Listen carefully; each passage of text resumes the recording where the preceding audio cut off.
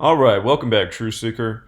Thursday, November 21st, 2019. Today, couple NBA games, a lot of NHL games, Thursday night football, and college basketball. We'll go through everything at the end. I'm going to do some live decodes on college basketball. Because today leaves 40 days left in the year, I think 40 could be 40-4-0 records can be a big pattern in college basketball today. But as per usual, let's start off with a little bit of review. It was a pretty great day yesterday. Thought more people would have hit the like on the comment I left last night. I don't know why it's so hard to hit the like, but you guys should have had a great day yesterday. We hit on a very high percentage of games. We did miss on the Spurs-Wizards game. I wonder if the Spurs are going for one of these losing streaks at 8, because I was thinking they had it last night. They were in a good city to become 3-3 versus the East. Wizards could have fallen to 3-9. They face Charlotte next. We've already seen that pattern a couple times this year, so I'm thinking the Spurs must be going on some special losing streak. They said this is the worst losing streak Popovich has been on since his rookie season as a coach in '97. 7 straight losses. One more would be 8, so we'll keep an eye on that in the next Spurs game. Knicks and 76ers. 2 ways to play this game. If you played it either way, you won. The Knicks to cover was one way, and then the 76ers to win outright was another. And that was because the Knicks coach was going to pick up his 76th loss with the Knicks against the 76ers. How appropriate. And that is what happened there. Knicks had a couple riddles on the board, so they did cover the spread. The 76ers got the win as expected. The Raptors and Magic game, we figured the Magic would fall to 6-8. Orlando Magic 68. Caller?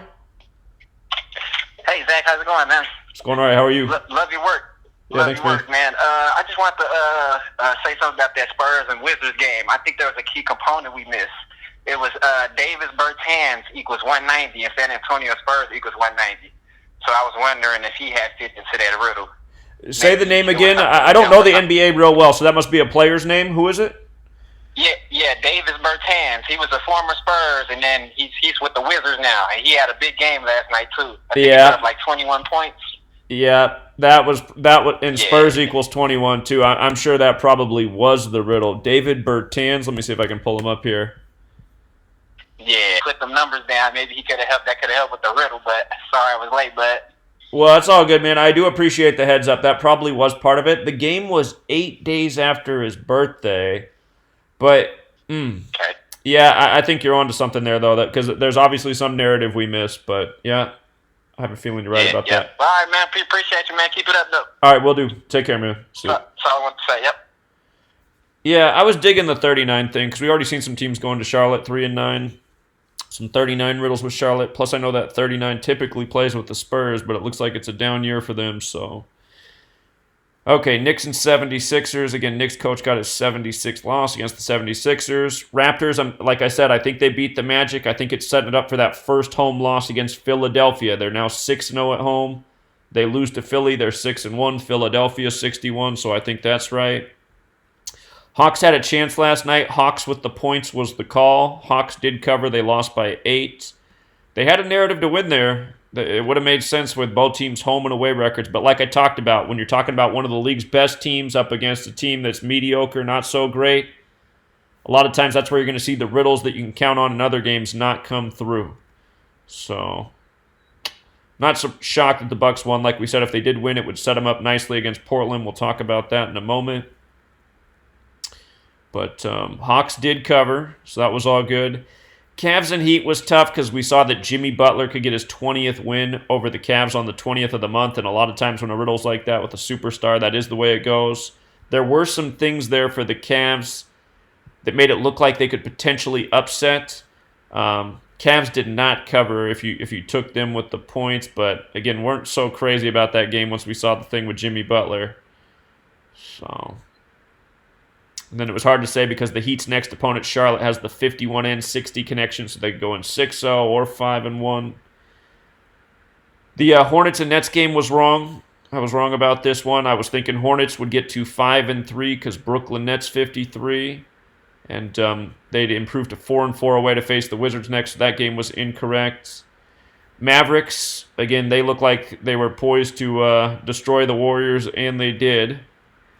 And again, Warriors should lose their next game to Utah to pick up that 14th loss and become 3-14, like Steph Curry's birthday, March 14th. Pistons and Bulls. The Bulls looked good last night. Pistons were going to fall to 4-9. They did. Chicago was going to get to 3-5 at home. They did. That was good. Jazz looked good to beat the Wolves on the road. It was about the Jazz improving to 3-4 away because they faced the Bucks next. Bucks 34, improving to 9-5 for the season because Warriors is 95. They faced the Warriors next. And Suns equals 35 by the Timberwolves losing last night. They fell to 3-5 at home. They host the Suns next. So Jazz came through. Rockets and Nuggets I thought was too dangerous. The Rockets winning streak did end at 8. So that was another streak of 8 thing, I suppose. But we left that one alone. A little too tight, in my opinion. And the Clippers rallied to beat the Celtics late. They were down 10 with about 6 minutes left. But we thought this game would be about Doc Rivers. And the Celtics would fall to 11-3. Doc Rivers 1-1-3. Plus, it made sense for the Clippers' home record based on who they host next. So, Clippers got it done there. So, Clippers was the read. Jazz was the read. Chicago was the read. Dallas was the read. Wrong read here. Correct read here. Correct read here. Correct read here. Wrong read here. So 7-2 in NBA, not bad. 7-2 with the way we leaned on games. Should have done well in the NBA yesterday. And then hockey, talked about how, again, these nights on hockey, I mean, a good strategy might just be to take both underdogs on these nights because there's almost always one upset, and you only need one hit to be in positive territory. Yesterday we talked about maybe the Senators and Capitals both win. Senators did win their game, but Capitals lost. So actually both games were big upsets last night, and that happens fairly often when there's just 2 games. There's almost always at least one upset. Sometimes it is both teams. And again, it's not even really about the Gematria reads or anything with these upsets. We did see that Ottawa could get to 4-7 and 1 away, and Ottawa Senators is 47. But yeah, typically these favorites, a lot more lines up for them on these nights, and usually at least one of them loses. So just remember that on the NHL nights with 2 games, upset city. Very high percentage in an upset in at least one game. Again, last night it was both. College basketball was pretty good yesterday. Yale looked good like we talked about. They could get to 2-0 at home. Yale equals 20. Yale got it done.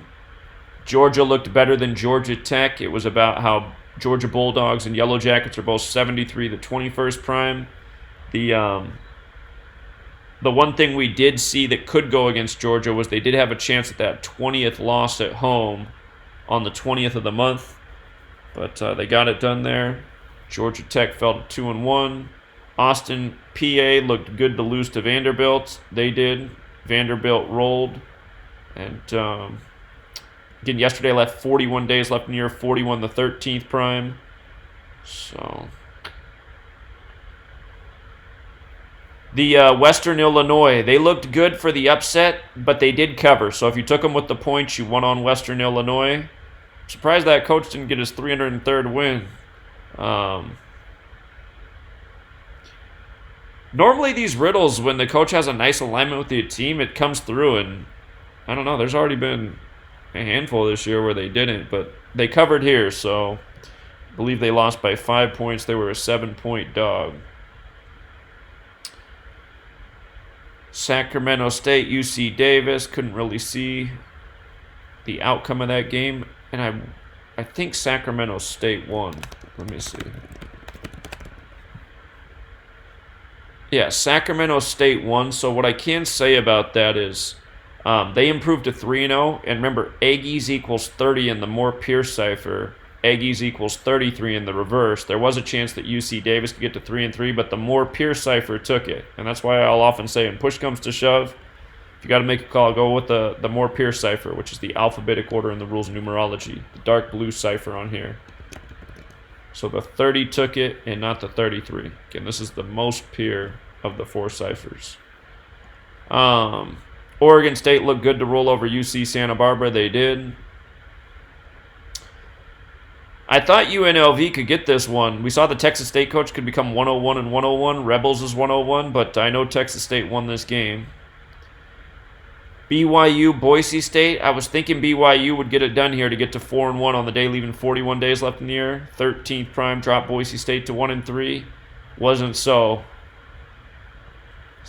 Boise State won that game. I like that Portland upset last night. They looked good to upset, and they were a nice payout if you took them on the money line. But again, it was that battle of Portland. Portland 37. You got Terry Porter coaching the Portland team, the old Blazer. 37th game, we saw the Portland State coach could stay on 37 wins. And we saw that Portland could become 4-1 on the day, leaving 41 days left in the year. So, nice little upset there. San Diego State looked good to beat San Diego to become 2-0 away. Aztecs 20, they handled their business. St. Mary's looked good to beat Fresno State to improve to 4-1. They did. So, college basketball 1, 2, 3, 3-1, 3-2, 4-2, 5-2, 6-2, 7-2. So 7-2 in college basketball, 7-2 in NBA. Not bad. 14 right, 4 wrong on the leans.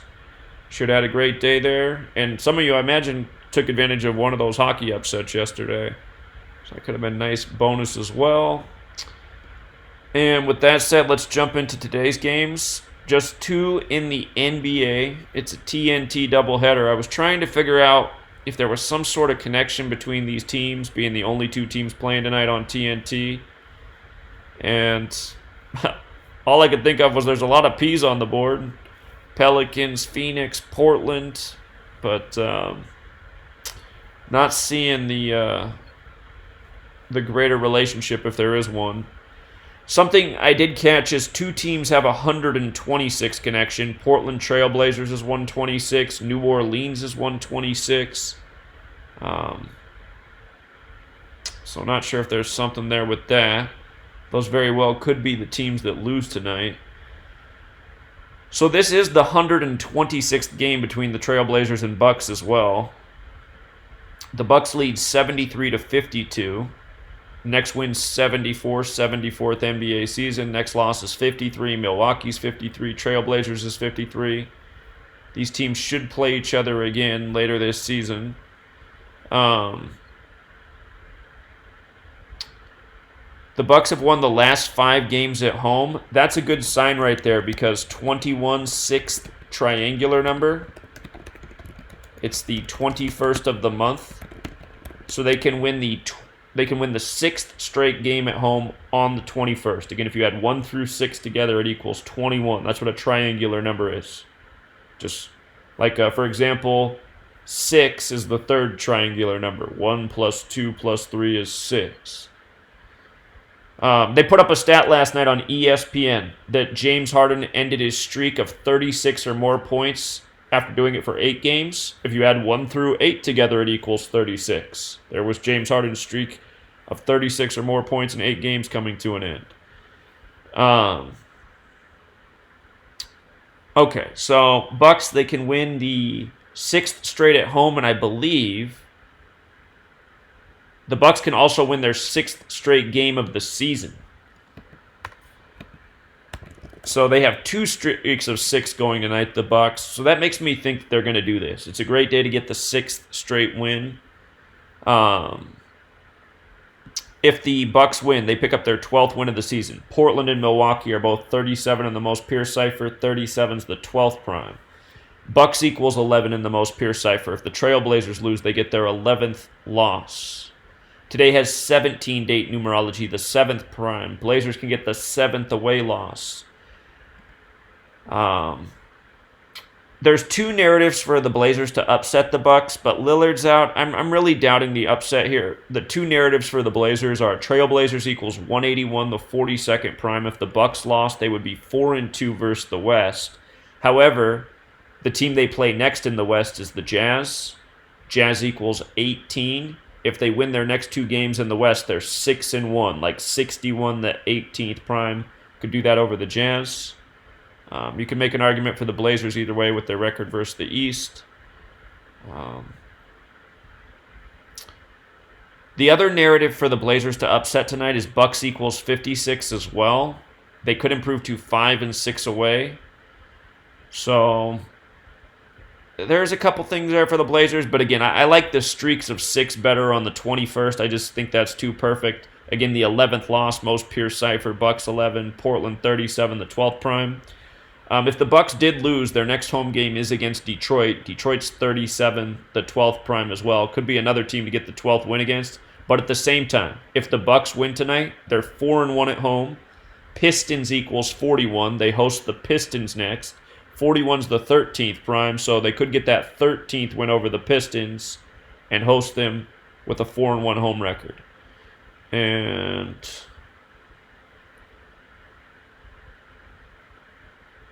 didn't I write the thing about the Pistons down? I guess I should have. I guess I'll just write it here again. Pistons equals 41. Next home opponent.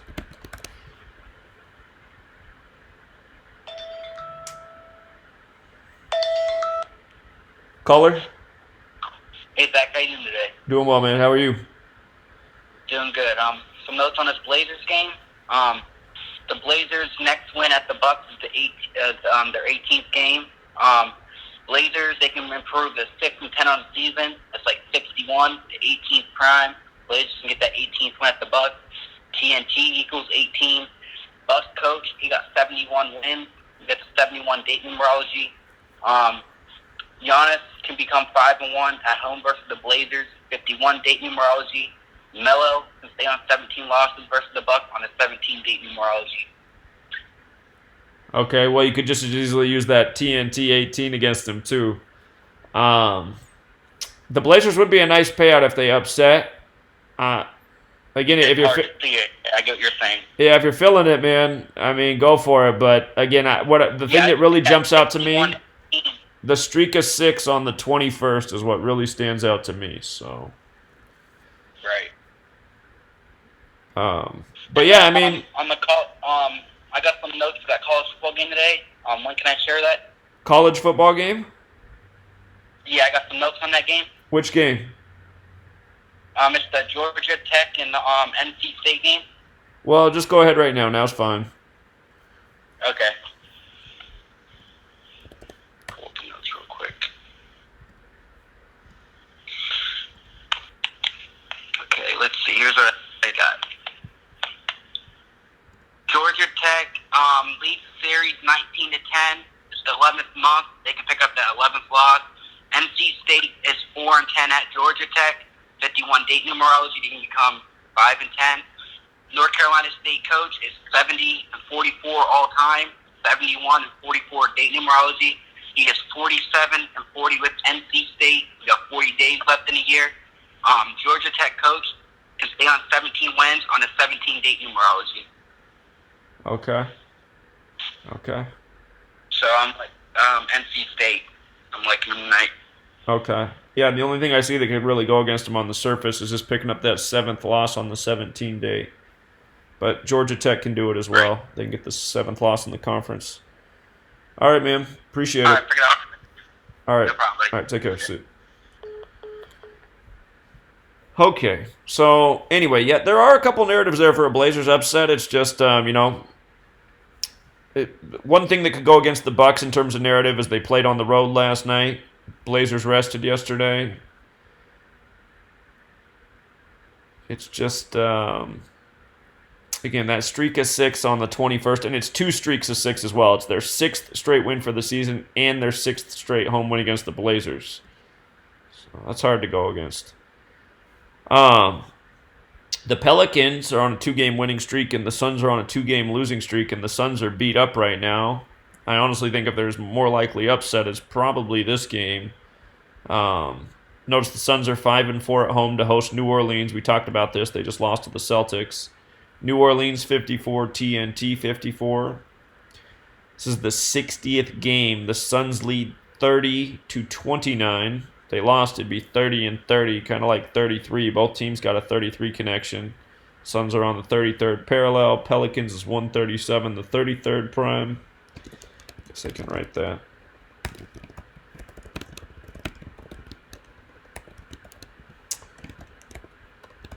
Phoenix on 33rd parallel. The Pelicans have lost the last two in this series. The Suns are 4-4 in the conference, and this is where the trick is with this game. New Orleans does equal 45 in the more pure cipher, but New Orleans also equals 54, and the game's on TNT, which equals 54 as well. So you can make an argument for the Suns' conference record, win or lose. It being on TNT, maybe the 54 is a little bit more likely. The Suns' next conference opponent is the Timberwolves. Timberwolves equals 55 in the most pure cipher. It does have an S, though, so it's also 64. So if they won their next two conference games, they'd be 6-4. If they split, they'd be 5-5. And if their team stays banged up going into that Timberwolves game in Minneapolis, I'd have to assume that they'd probably lose. Minneapolis is also 55. So very likely the Suns are 5-5 on the conference after playing the T-Wolves. And between these two games, this is obviously the easier game at home against the weaker team. If the Pelicans lost tonight, they would fall to 4-6 in the conference. Phoenix is 46. Phoenix, AZ, like how you can also write the locations, 55, but I think the 46 is the more significant number. If the Pelicans lose tonight, again, they're 4-6 in the conference. If they lost their next game, which is at the Jazz, which you would imagine they would likely lose, they'd fall to 4-7 in the conference. Pelicans is 47. And then their next game in the conference is the LA Clippers, 48. We just saw Atlanta fall to 4-8 on the season facing the Clippers, but Atlanta is also 48. But this could be the path for the Pelicans here. They could be coming up on 3 losses, playing 3 pretty good teams on the road. And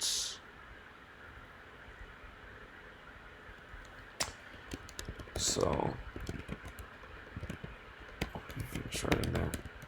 So again, Phoenix, AZ is 55. It's just the one thing here that makes it possible that the Pelicans go 5-5 and have it make sense. Booker for the Suns has struggled against the Pelicans, which is interesting. He's 3-9 versus the Pelicans, and he's 0-5 at home. He has not won at home against the Pelicans. And again, I'm just wondering if this 126 that connects these two teams, if it could mean they move together tonight. And it does seem it's more likely they would both lose, the Pelicans and Blazers, the two road teams. But again, both dogs have little narratives too, so you might just want to wait till there's more games. The Bucks aren't a great payout tonight.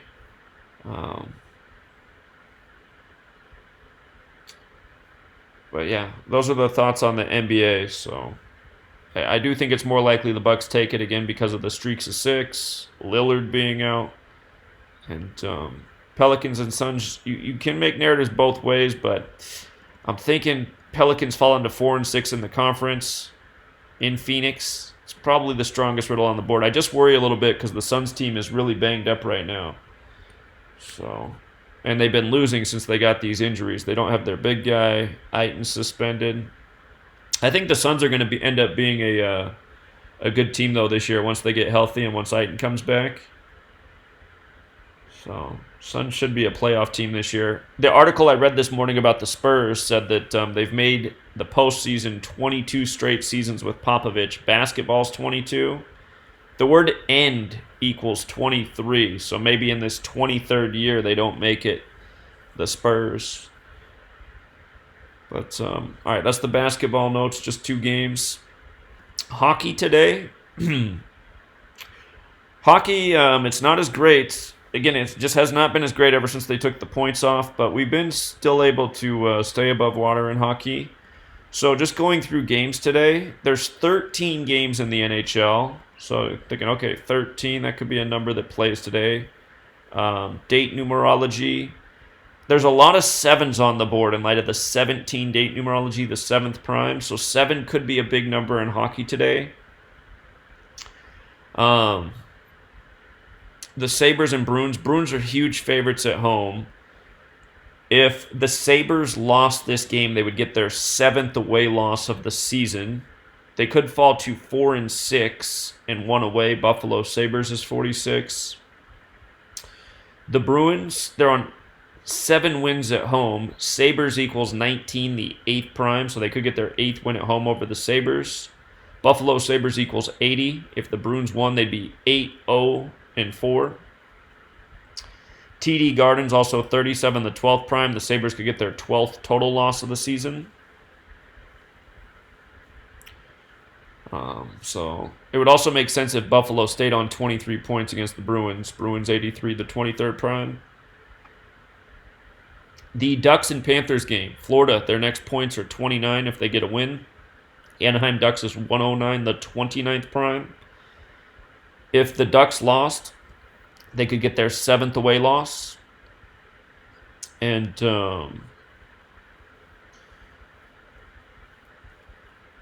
I guess I could write this. Ducks equals 13, 6th prime.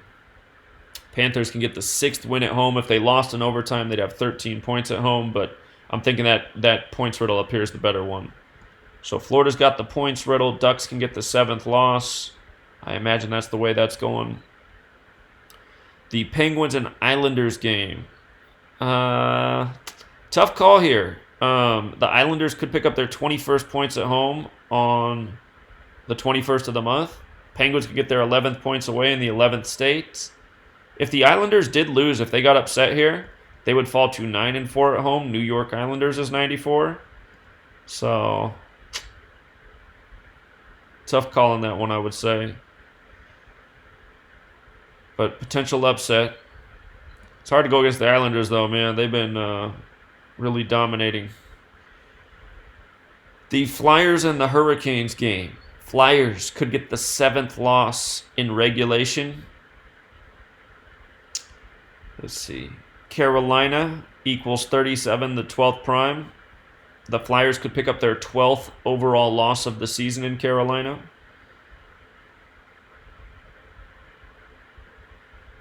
Red Wings and Blue Jackets. Red Wings have a potential upset narrative here. It's improving to 4-7-2 away. Columbus is 47. Ohio's 47. And let's see.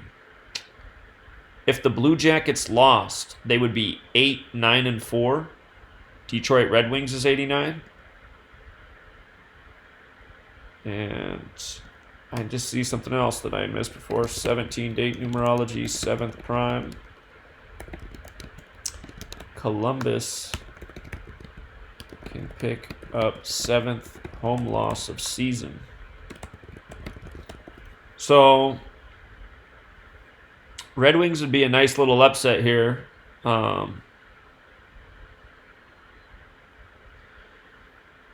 one thing going against the Red Wings, though, is they could get their 17th total loss of the season as well on the 17 date numerology and stay on 7 wins. So, yeah, it's tough. Blue Jackets are a big favorite here. The line's negative 170. Yeah, probably better to just leave that one alone. What's this?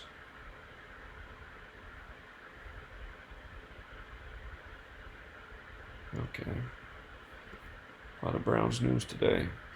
Okay, the Flames and Blues game. Calgary comes in with 23 points. Blues is 23. If they won, they'd have 25 points. St. Louis is 25. The Flames are 4-9 right now away. If they won, they would be 5-9 away. Blues is 59. The Blues, though, are 6-5 at home. If they won, they would get to 7-5. Calgary Flames is 75, and they could pick up their 17th points at home on the 17 date numerology. Plus, they could get the 7th win. So in this game, you have 2 really good riddles on both sides. So makes it tough. I'd probably just leave it alone. The Canucks and Predators game. If the Canucks lose, they will be 5-8 away.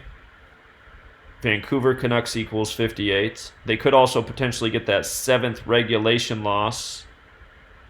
On the 17-date numerology, the Predators, notice they can get their 7th win at home and give the Canucks the 7th away loss. So I'd say that looks pretty good for the Predators there. The only thing to think about would be it's the 21st of the month and they're already on 21 points, but doesn't mean they have to stay on that. I still think the Riddle's better there for the Predators. The Avalanche and Wild game, Minnesota has a chance at their 20th points today. We have 71 date numerology, the 20th prime. If Colorado lost, they would be 7-6 away. Minnesota Wild 76. And the Wild, they could potentially become 5-1-2 at home on the 51 date numerology. So things look a bit better for the Wild here. The one thing for Colorado, though, is they do have a chance at their 17th away points on the 17-date numerology. But falling to 7-6 away against the Minnesota Wild, it's probably the top riddle. And then Minnesota has a points riddle with the date numerology as well. The Lightning and Blackhawks game, Chicago's on 22 points. Tampa Bay is 79, the 22nd prime. So Chicago could stay parked on those 22 points. The Lightning at the same time could get their 7th away loss on this date. They'd fall to 5-7 away. United Center's 57.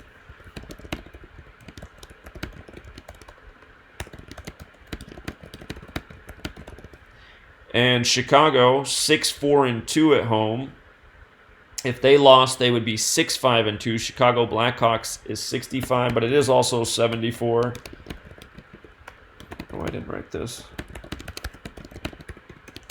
They can get their 7th win at home. The Lightning could get their 7th away loss. So the sevens could play in favor of Chicago. Chicago is really hot right now. Just the one thing I worry about with them is staying parked on the 22 points against Tampa Bay. Tampa Bay is the favorite on the road. So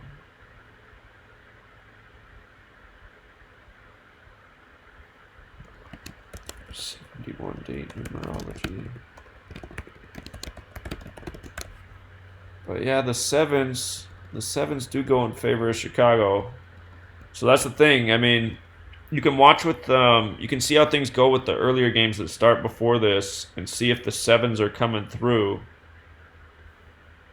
Because I have a feeling 7 could be the number of the day. Obviously, it's not going to hit in every game, but I imagine by the end of the day, the sevens will come through in the majority. The Jets and the Stars game, Winnipeg comes in with 27 points. Dallas Stars has 27. Dallas comes in with 26 points. Jets is also 27. So it's like, which way is this one going to go? If the Dallas lost in overtime, they'd be on 27. The Jets are 8-3-0 away. They have 16 away points. If they scored 1 point, they'd have 17. The Stars are 6-3-1 at home. Winnipeg Jets. Let me do this one more time.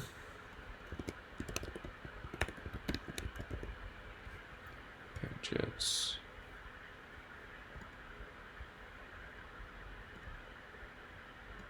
All right. Yeah, it doesn't have the 74 connection. Caller? Hey, Zach, how's it going? It's going well. How are you, man? I want to talk about the Blackhawks and the Lightning game. I'm kind of new to the Gematria, so I'm still learning. But what I noticed is that the Lightning could get their 10th win, and the word lightning has the 10th try, 10th fib, and 10th square root. And Thursday has the 10th square root, shares Gematria with the word Thursday. You're saying and Thursday equals 100. Not lost on Thursday this year. You're saying Thursday equals 100. 100 has a square root of 10? Right. Okay. Yeah, that game's tricky because there is a chance the Blackhawks fall to 6-5 and 2 at home. So I guess I'm just trying to figure out what's the more relevant thing to look at. Well, in terms of number relationships, square roots I wouldn't say come through as much as prime numbers and then triangular numbers. Fibonacci numbers do come through sometimes. You could make that argument for the Blackhawks, though, picking up the 10th win against the Lightning on Thursday. So, That's true. yeah. All right. Thanks, Zach. Yeah, welcome, man. Appreciate it. Yeah, this game is definitely tight. I am leaning on those sevens, though. I think the sevens are going to prevail today. Okay, so the Stars, again, they are a team that could pick up that 7th win at home. They could also, if they lost, they would be 6-5 at home. Winnipeg Jets is 65, so it makes it a little bit dangerous. The Jets come in on 13 wins. Dallas is 13, but Stars is 14. And the Stars, their next loss in regulation is 9. Jets is also 9. So, tight one. Dallas is a pretty considerable favorite at home. But, I don't know. I'd think twice about that game.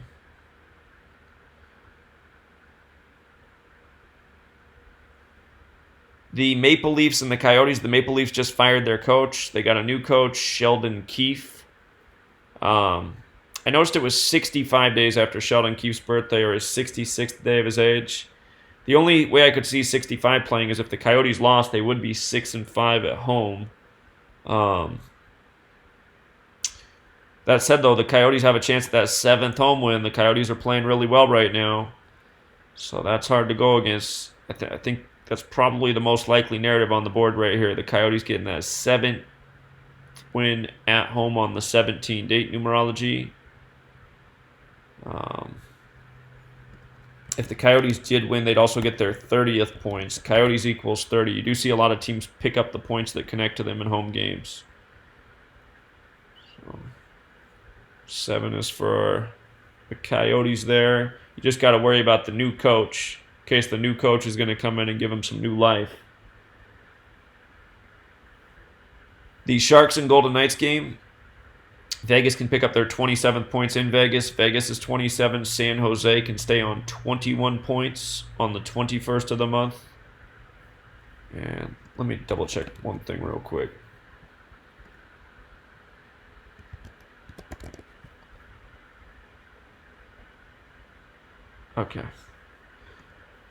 Okay, but the sevens here, they can play on both sides. The Sharks can get their 7th regulation loss. The Golden Knights can get their 7th home win. And if the Sharks win, the other bonus here, or not for the Sharks, the bonus for the Golden Knights is if they win, they're 7-6 at home. Sharks is 76. So the sevens on both sides. Vegas getting the 27th points in Vegas. There's just a lot that lines up here in this game. So that one looks like a pretty good riddle. The Oilers and the Kings game. LA's on 17 points on the 17-date numerology. Edmonton has a shot at their 33rd points. Kings does have the 33 connection. If the Oilers lost, they would be 7-5-1 away. Kings does equal 75. If they won, they'd be 8-4-1 away. Oilers 84. I think I wanted to underline that. The Kings are 6-4-0 at home. If the Kings won, they would get their 7th win at home, and Edmonton Oilers equals 74. So, Kings are a slight underdog at home, but the 7 is in their side. And again, 7-4 at home versus the Edmonton Oilers. That has some rhyme and reason to it. So, the concern is Edmonton getting the 33rd points. It's not a one-way street, but if 7 is the number of the day, and you'll probably know if 7 is the number of the day by the time the Kings game starts. It starts later than all the other games. So if the 7s are rolling, I'd give the Kings a look. But, yeah.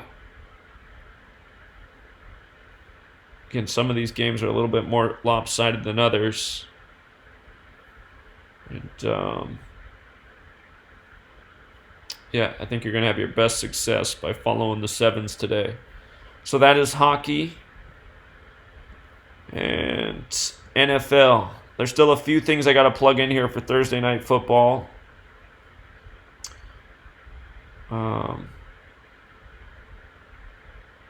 Oh, why do I have those notes up? Hold on, I got the wrong. I got college week 12 and not NFL week 12. Let me fix this. There we go.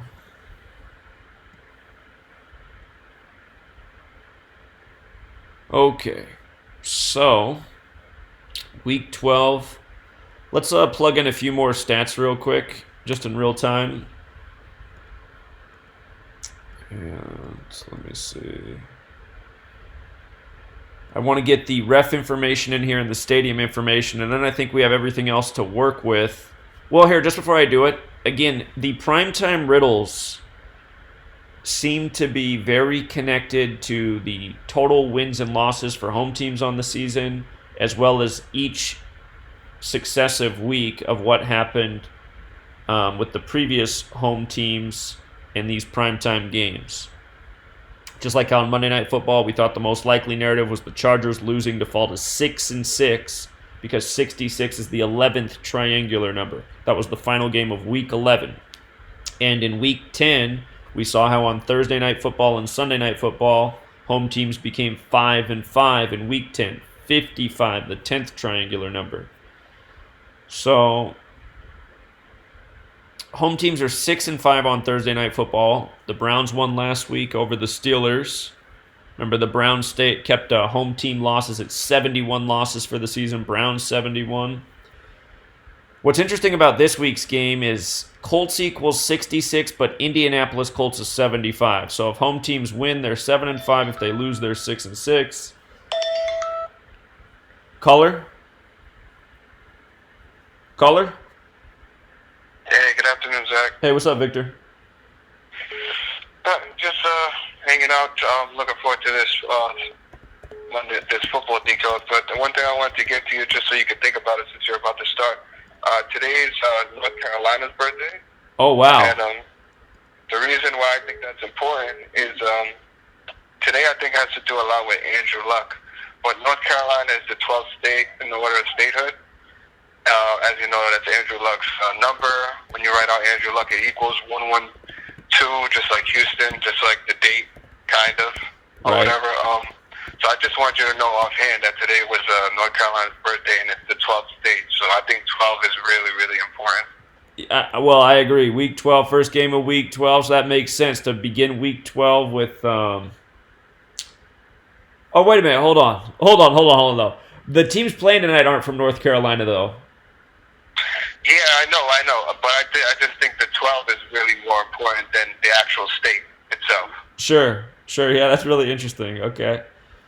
It's like one of those things that just happen to be going on when, you know. And I don't know if I remember correctly, but did you say Andrew Luck's father started a Houston franchise in an alternate league? He's the CEO of the XFL. Yeah, but weren't they making a Houston team or a Houston franchise? Yeah, the same week that Andrew Luck retired from the NFL, it was like 2 days before that Houston announced the name of their XFL team. I think they're the Roughnecks. And does his father own a piece of that specific team, or you don't know that? I don't know about that. He just owns the league, right? Well, he's not the league owner. Vince McMahon is, but he's the CEO of the league. Oh, the CEO. Okay. Yeah, so that's even more of a reason why I think that Andrew Luck is going to be born. His birthday is September 12th. Andrew Luck. He's born on the 12th. Yeah, another 12. Also, Deshaun Watson was drafted number 12, just for another byproduct of the 12. The last time they played kind of looks like another 12th day too. October 20th, you take away the zeros, that's just a 1 and a 2. It's 21 days to Brissett's birthday, which is a reflection of 12. So yeah, I just see it all over the place. I want you to know ahead of time, just so you can sit on that. All right, appreciate it, man. Thank you. No problem. All right, thanks, Victor. Okay, so that reminds me of the Carolina Hurricanes game, though, tonight. We saw that the team going against the Hurricanes could pick up that 12th loss. Okay. All right, let me get in the referee information. This stuff, it only takes a moment. So the ref for tonight's game, and sometimes these refs are really great clues. Ron Torbert is the ref.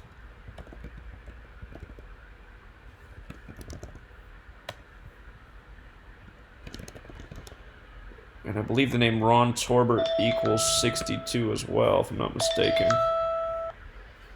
Caller? What's up, Zach? Hey, what's up, man? Hey, have you noticed any Gematria numbers that come through with the word Las Vegas or just Vegas? For the Golden Knights, Vegas, the Gematria for Vegas plays harder, but I would look at both of them. They both matter, but the Vegas alone matters more. Okay, because I saw Las Vegas is 23 in full reduction, and San Jose can get that 23rd point tonight. Yeah, that is. You are right about that. You are right about that. San Jose is also 83, the 23rd prime, so they could pick it up back at home. But yeah, the Vegas usually plays better. So yeah, I mean, as long as I've been following that, I haven't really noticed any Las Vegas numbers coming through. So, I think Las Vegas Golden Knights is 111 if I remember right. We've tracked some 111 patterns with them. So I think that number matters. But again, I'd take the Vegas Gematria over the Las Vegas, especially since they call them the Vegas Golden Knights and not the Las Vegas Golden Knights. Right. All right. Appreciate it. Yeah, appreciate it, man. See you. And just remember, you guys, don't put a lot of. I mean, if you're doing hockey and you're trying to win on the parlays, don't do some big parlays because hockey. I mean, it was awesome for us, and it'll get good again. I have no doubt about it. But it's in a little bit of a lull, so don't go overboard. I saw somebody's comment that they came up one pick short of their parlay hitting 10,000 last night. Again, I mean, that's like. That hurts when you come that close, but again, man, for the person who came up one short, imagine if you had one less pick. I bet you your parlay would have been what? Would have hit for like 2,000, 3,000? So, I mean, reaching for the stars, you'll come close a lot, but you just be a little bit more conservative. A lot higher chance to win. You'd probably hit 5 of those parlays at the lower value before you hit that one that could be 10,000. So, okay, so Ron Torbert, I want to get his stats with the Texans and Colts. Maybe we see a big TNF connection here. And again, when I count this up, I don't count. I got to take these off. Well, I got to spell Colts right too. Okay, so I don't count the games where they're the side judge, or only where they're the referee. So okay, so the Colts are 1-0, 1-1, 2-1, 3-1. 3-2. Looks like 3-2, and then I'll always count it back. 0-1, 1-1, 2-1, 2-2, 3-2. All right, so the Colts are 3-2 with Torbert.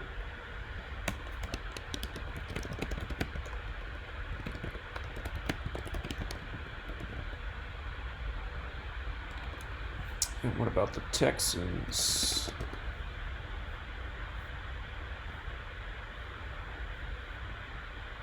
And think about how the Texans just played Baltimore, right? They just got smashed by Baltimore. Now they play the Colts, the old Baltimore team. All right, 0-1, 0-2, 1-2, 2-2, 2-3, 3-3, 3-3.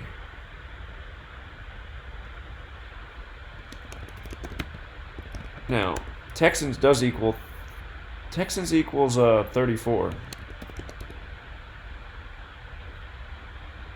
It could fall to 3-4 with him. All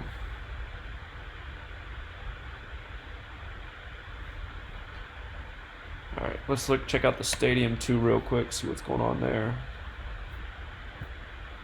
This is going to be dominance by the Colts because the Colts own the Texans when Andrew Luck was on the team.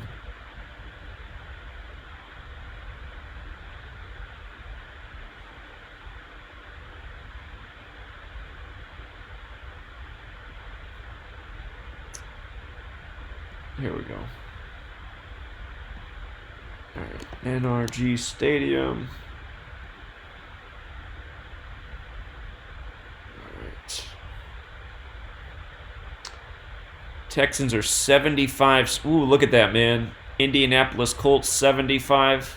Colts 66. Texans are 75. 65-0 in regular season. Colts equals 66. Indianapolis. Caller? Yeah, Zach, just to finish what I was saying, I forgot to tell you something. So today is 73 days to the Super Bowl, the 21st prime. Deshaun Watson can pick up his 21st win and stay on 12 losses. It's also Deshaun Watson's 33rd career start, which is pretty important. I like to look out for those. It's 89 days since Andrew Luck retired. That's the 11th Fibonacci. Brissett can stay on 11 wins for his career. And it's also 21 days to Brissett's birthday. Okay. So, yeah, that 21 is, and the 12, like I was saying, is definitely all over the place. But I want to make sure you see a clear read as well. So I'm just going to let you finish doing what you're doing. Well, I'm going to tell you what I hate about this game. I hate that both QB can pick up a 12 for their win records. So. Yeah, I hated that too, Zach.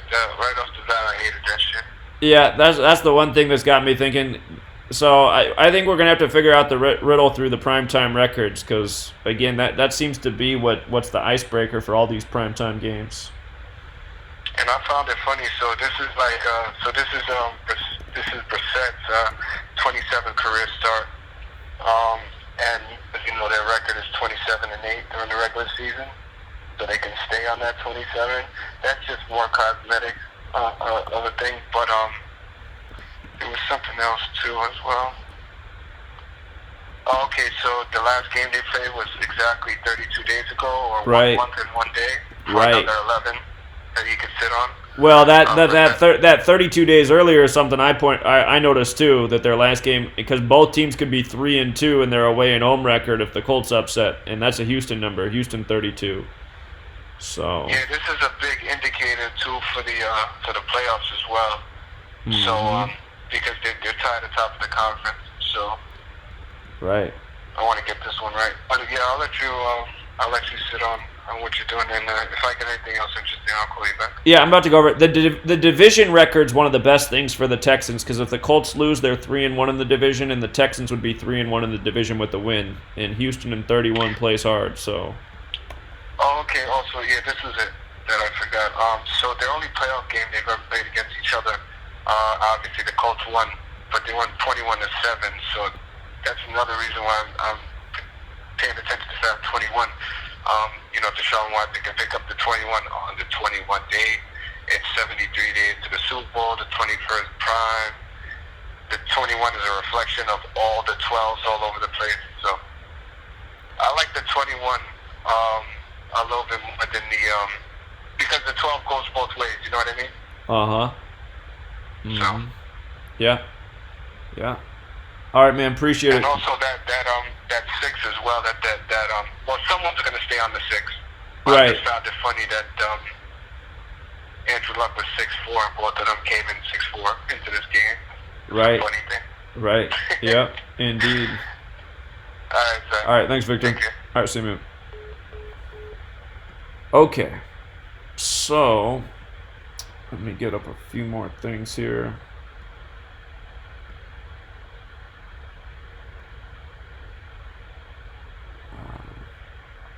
I got to get the Colts record at this stadium. The Colts are 13-5. If they lost, they'd be 13-6. That prime number relationship. 13-5.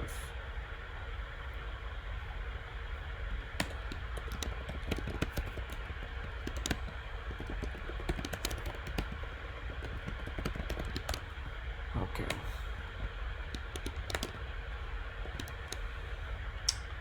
Okay, so let's go through this, and maybe we'll think of some more things we can dig up here. So just surface level stuff. What's tricky about this game... Actually, let me do one more thing.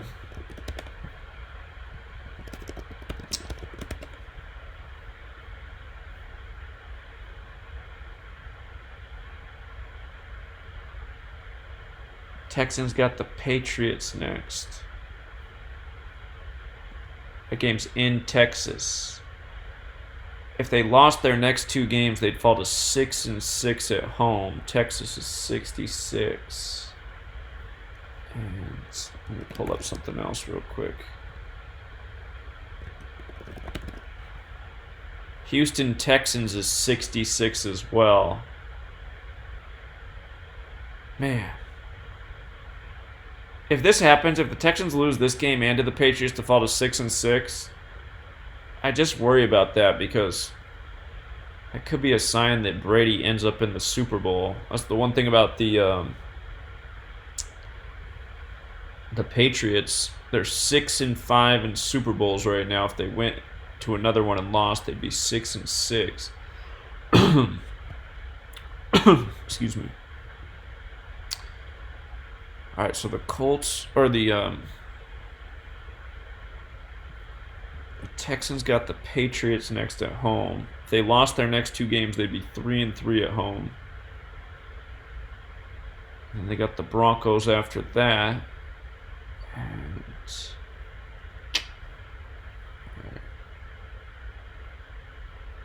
And then the Colts, they play the Titans next week. Tennessee Titans. Let's see. Tennessee Titans.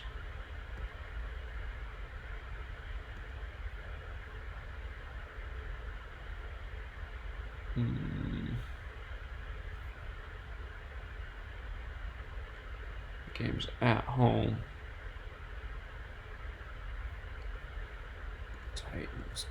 Titans.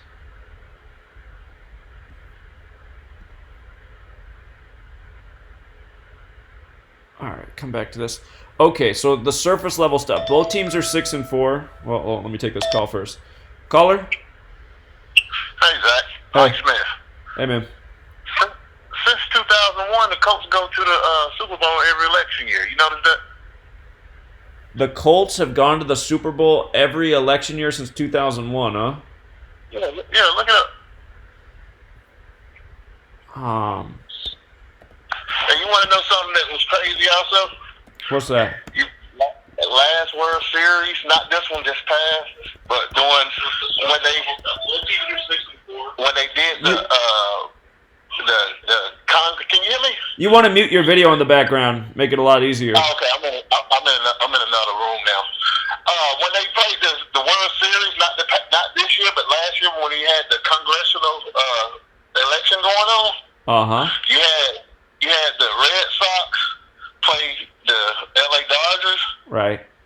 The Dodgers color is blue and begins with a D for the Democrats, and the Red Sox color is red and start with an R for the Republicans. Huh. Yeah, that's interesting.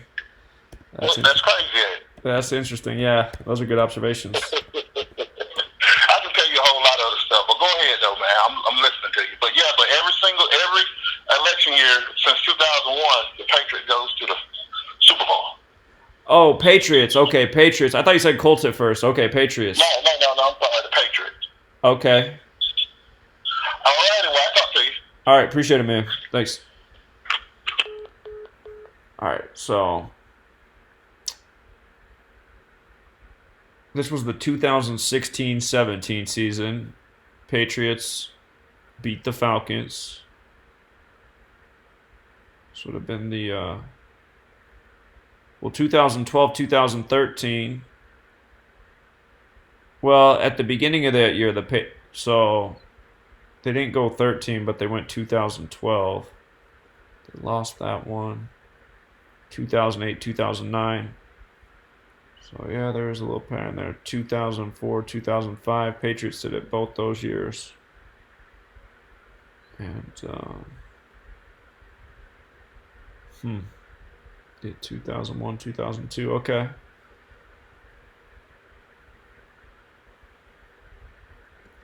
All right. Yeah, that's interesting. So if they went to the Super Bowl at the beginning of next year will be the election year. Okay. Let's see what he's saying. Okay, so again, both teams come in 6-4.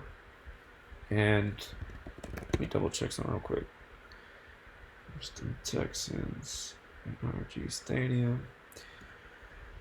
Okay, so either team can pick up the 7th win. Again, we got the 17-date numerology, the 7th prime.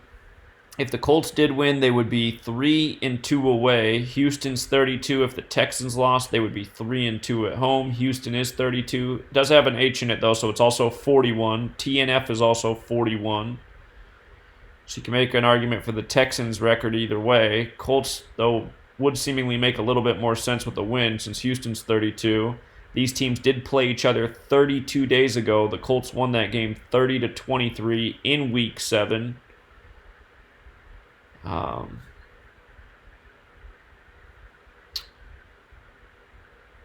The Colts are 12-5 at the Texans. If they lost today, they'd stay on those 12 wins in Week 12. So that's something that could go against the Colts. Let's see. The division records. The division records are what look good for Houston. If the Colts lost, they'd be 3-1 in the division. Houston is 31 in the most pure cipher, but Houston does have an S, so 40 is also a Houston number. Today leaves 40 days left in the year.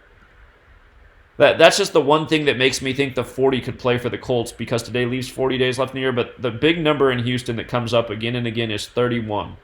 So if the Texans won, they'd be 3-1 in the division, and the Colts would fall to 3-1. If the Texans lost, though, they'd be 2-2. Texans is 79, the 22nd prime.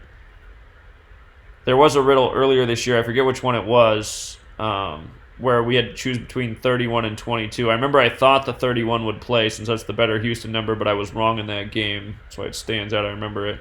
They ended up falling to 2-2.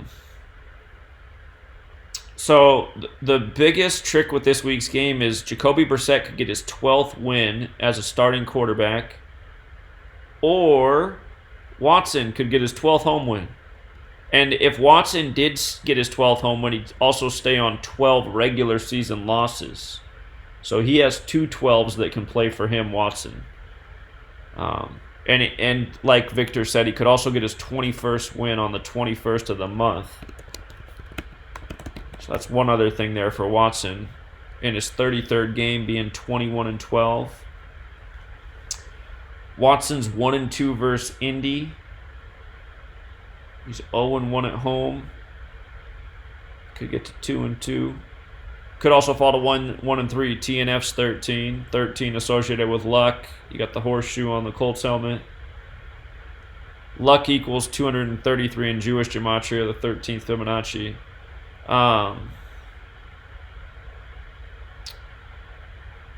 Watson is 1-3 versus Indy all-time, including the postseason. If he won, he'd be 2-3. Texans 83, the 23rd prime. If he lost, he'd be 1-4. TNF 14. O'Brien, the Texans coach, he's on 48 wins and 42 losses in the regular season. 43 is the 14th prime. TNF's 14. He could get his 46th all-time loss on a Thursday 46. The Texans, speaking of 46, are 4-6 on Thursday Night Football right now. They're 2-2 at home, so they could improve to 3-2 at home. Houston 32, but then again, you got that 17-date numerology. 7th prime could get the 7th loss. Indiana's 47, facing the team from Indiana. The Colts have a pretty dominant record on Thursday Night Football. They are 10-3 on Thursday Night Football and 8-1 away. 8-1 away. Great away record. So that is a little bit tricky. And as I say that, does Colts equal 30? Colts does equal 30. So the thought about 30 is, I'm getting a phone call right now I really need to take, but I cannot take this phone call right now. All right, I'll call him back later. That person was supposed to call me Monday night, Thursday afternoon, way off.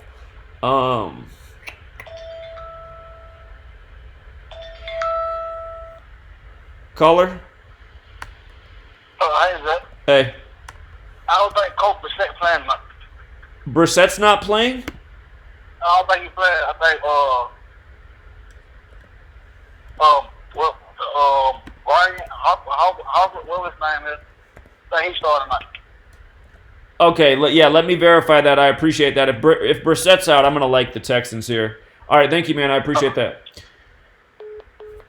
Okay, if Brissett is not playing, then that's good for Watson because he can get that 12th win and stay on the 12 losses. Let's see.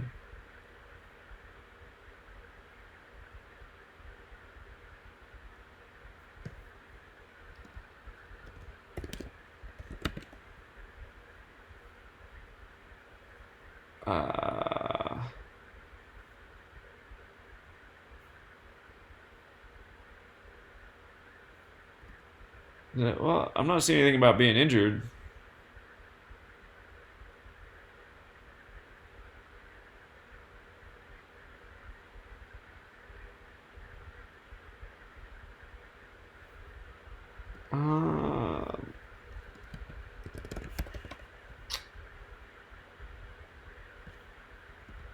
Jacoby Brissett's number 7. And I don't think he's out, though.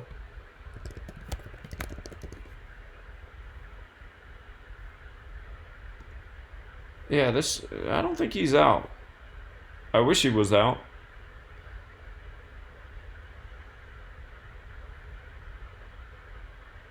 Yeah, it looks like Brissett's playing, so I do appreciate the heads up, but I think it looks like he's in.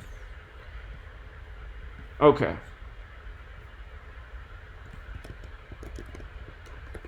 Make sure Deshaun Watson's playing.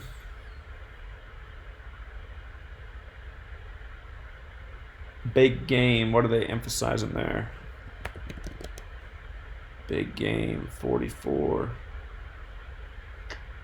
35 like Thursday. Okay. So these Thursday night records, again, the Colts are 10-3 on Thursday Night Football. If they did win, they'd be 11-3, kind of like 1-1-3, the 30th prime. Colts is 30. What else is 30 is Texas. Texas is 30. So they could become 11-3 in Texas. And then the Texans are 0-3 versus the Colts on Thursday Night Football, which means the Colts are 4-0 versus the Texans. That's tricky because TNF equals 40. Today leaves 40 days left in the year, but TNF is also 13. So, tough. We saw that if the Texans lost with this official, that could make a bit of sense. We saw the Texans are 75-65-0 in the regular season in their stadium. If they lost, they'd be 75-66. Indianapolis Colts is 75. Colts is 66. Texans are 78-67 all time. They could stay on 78 wins all time. That's the 12th triangular number. It's week 12. And then the Colts 13-5. You got the prime number thing if they lost 13, the 6th prime, but it's hard to say. And again, the other thing up here, coming into week 12, home teams are 6-5 on Thursday Night Football. This needs to be updated. That's not correct. I should say 18-16. You got the 17 date numerology. So right now, home teams are 18-16 on primetime. If the Texans lost, they'd get the 17th loss of the season on the 17 date numerology. And again, home teams are 6-5 on Thursday Night Football. Colts equals 66. Indianapolis Colts is 75. Let's see who plays next week. Thursday, Lions and Bears. Now, Lions have that 66 connection as well. If the Lions, or if it fell to 6-6, the Lions would be the next team to host. Lions 66.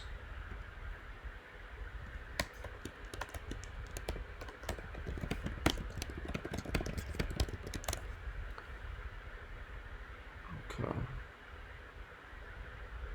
But you can make an argument both ways. Let's take a peek also at what the primetime games are this week.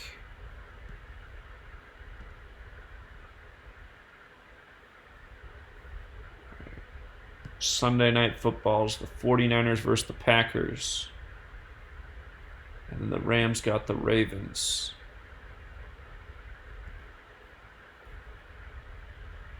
Just thinking about what the records could be for by the end of the week with prime time.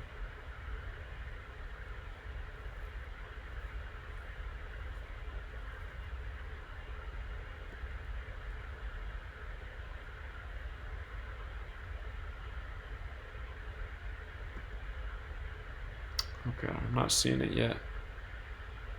The other thing is, right now home teams are 83, 78, and 1 for the season. Remember, Texans equals 83 and 79. If the Texans picked up the 79th home loss of the season and kept home teams at 83 wins, I mean, that could make some sense too. 83, 79. We just saw the Los Angeles Rams pick up the 83rd win for home teams. And we talked about how if the Chargers lost, that'd put us on 78, the 12th triangular number, taking us into Week 12.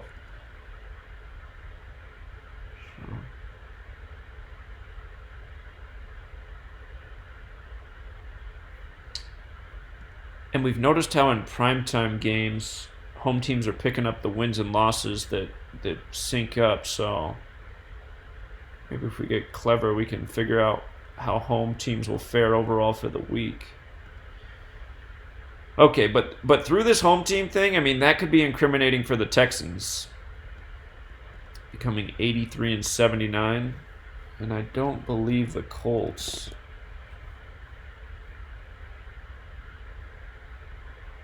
Yeah, they don't connect either way.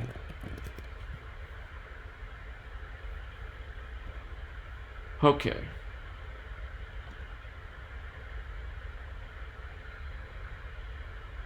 We did see, though, that if the Texans did lose,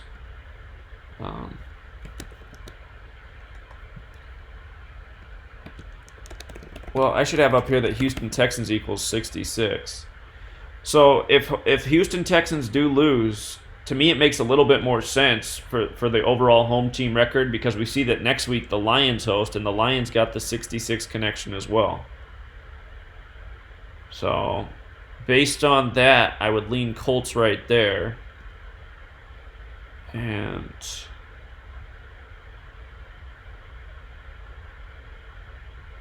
$12 equals 30 as well, like how the Colts can become 11 and 3 on Thursday Night Football, 1-1 through the 30th prime. So again, the away and home records would make sense if the Colts upset. Jacoby Brissett is number 7. Maybe that's why he's the first of the two quarterbacks to get to 7.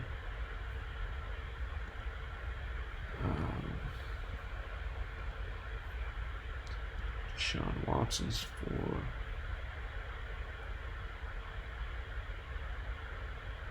Again, the best thing going for the Houston is the division records. Caller?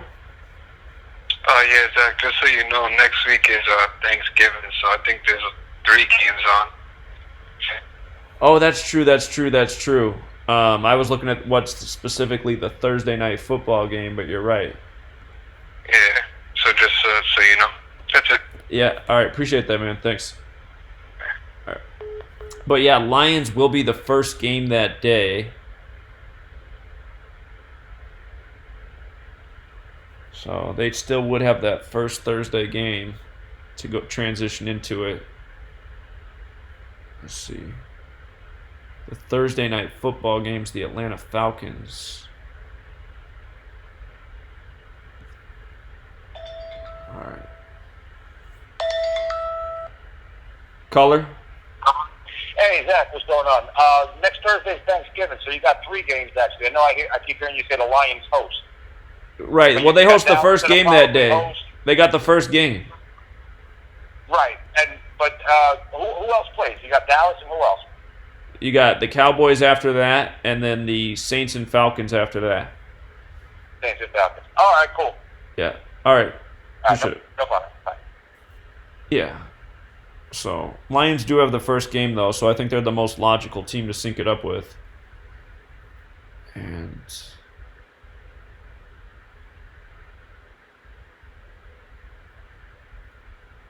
think about these 3 Thursday games here. Okay. The biggest trouble with this game is that both quarterbacks can get their 12th win. And for Watson, it does seem a little bit better just because he can stay on the 12 regular season losses and get the 12th win. But, man.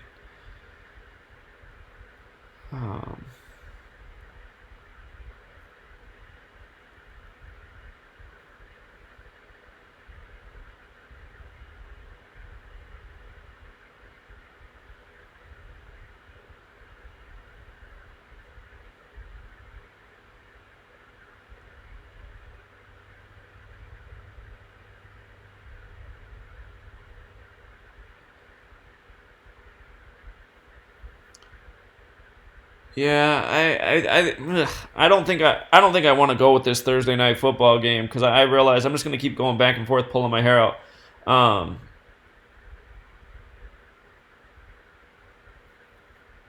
Yeah, both quarterbacks having the 12 connection is just, it's tough. But again, this home team, Houston Texans 66, Colts 66, falling to 6-6. Lions hosting the next. All right. First Thursday game. Yeah, that's the one that's got me. So.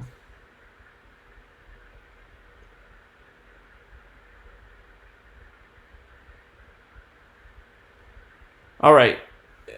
If anybody wants to call in about Thursday night football and add more information, more than welcome to. But the 12's going both ways for the quarterbacks.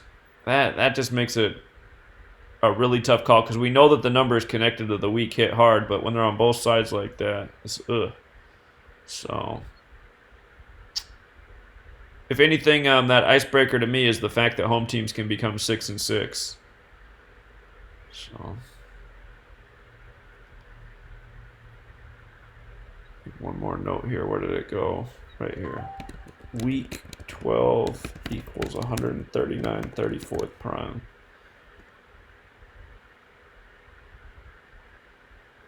Actually, let me look at one more thing. The Colts, their next away game is Tampa Bay. Next away game is Tampa Bay. What could make sense about that?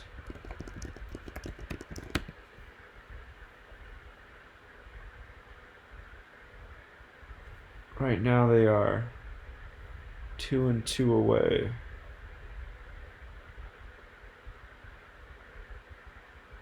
Yeah.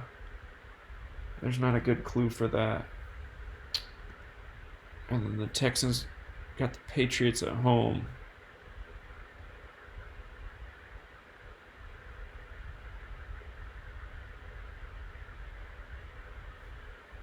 The Texans would have to win their next 2 games at home to get something symbolic in their home record. Houston Texans is 51. They'd have to beat the Colts and the Patriots to do that. Patriots played in Super Bowl 51, which was hosted by the Texans. And let me see.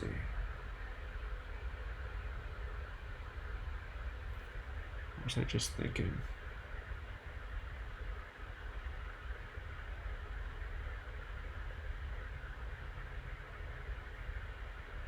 Yeah. All right, we can come back to it, but yeah, definitely a teeter-totter riddle. Again, that's 66. If the Texans lose at home, to me, that makes a little bit more sense for the continuation of the first Thursday game next week hosted by the Lions. All right. We'll review it again. What I want to do now, we've gone over NBA, we've gone over hockey, we've gone over Thursday night football. What I want to do now is do some live decoding on college basketball. A lot of you guys want college basketball games. And so I went through and just grabbed a group of games here looking at today's games that have, well, I put up the Duke California game. It's the only game with a big line. Duke's 41. The 41 could go against either team. Duke probably takes it, though. I think some of you guys have futures on Duke to win the championship, so that would be a good idea last year after they got eliminated.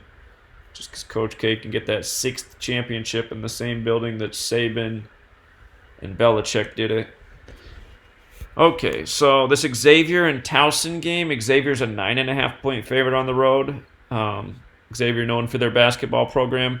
I imagine Xavier does get it just looking at the surface level riddle, because Xavier equals 83, which is the 23rd prime. Towson can fall to 2 and 3. So, thinking that's probably the riddle there. I'm going to go through all of these just surface level stuff, and then we'll go back and get the head-to-head and coach stuff too, but a lot of times it is just the surface level. Texas comes in 4-0. Facing Georgetown Hoyas. Problem here is I don't know the gematria off the top of my head. Georgetown Hoyas. Georgetown's 3-1. 3-1.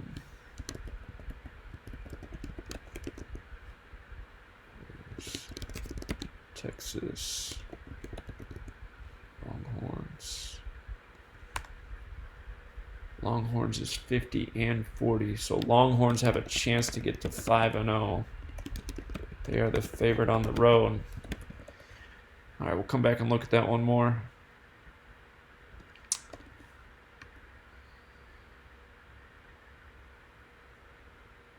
I always forget how to say this school name, Duquesne or something like that. Last year they had a college football player supposedly commit suicide jumping out the window. 40 days left in the year.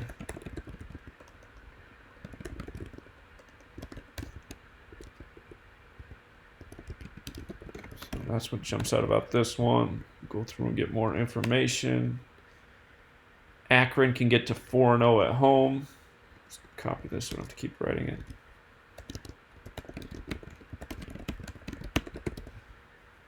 Okay. Akron also, if I'm not mistaken, equals 23. Let me double check that real quick. The other school can fall to 2 and 3. Yeah, Akron's 23.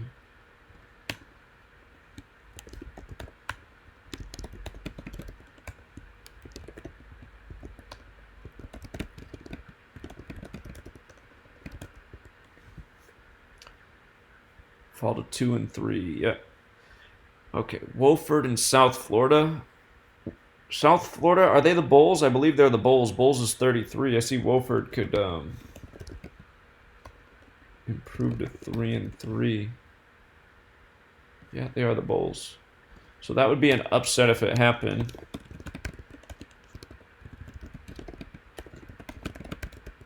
Wofford had a decent year last year. What are they, the Terriers?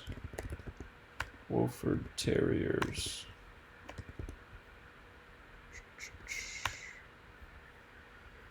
Come back to all this. Utah can get to 4-0 on the day, leaving 40 days left in the year. And Coastal Carolina Chanticleers.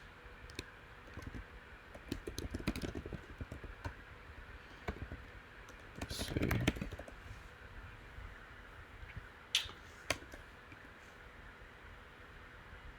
Charlotte Appalachian State. We'll have to look at that one more. I don't see the surface riddle.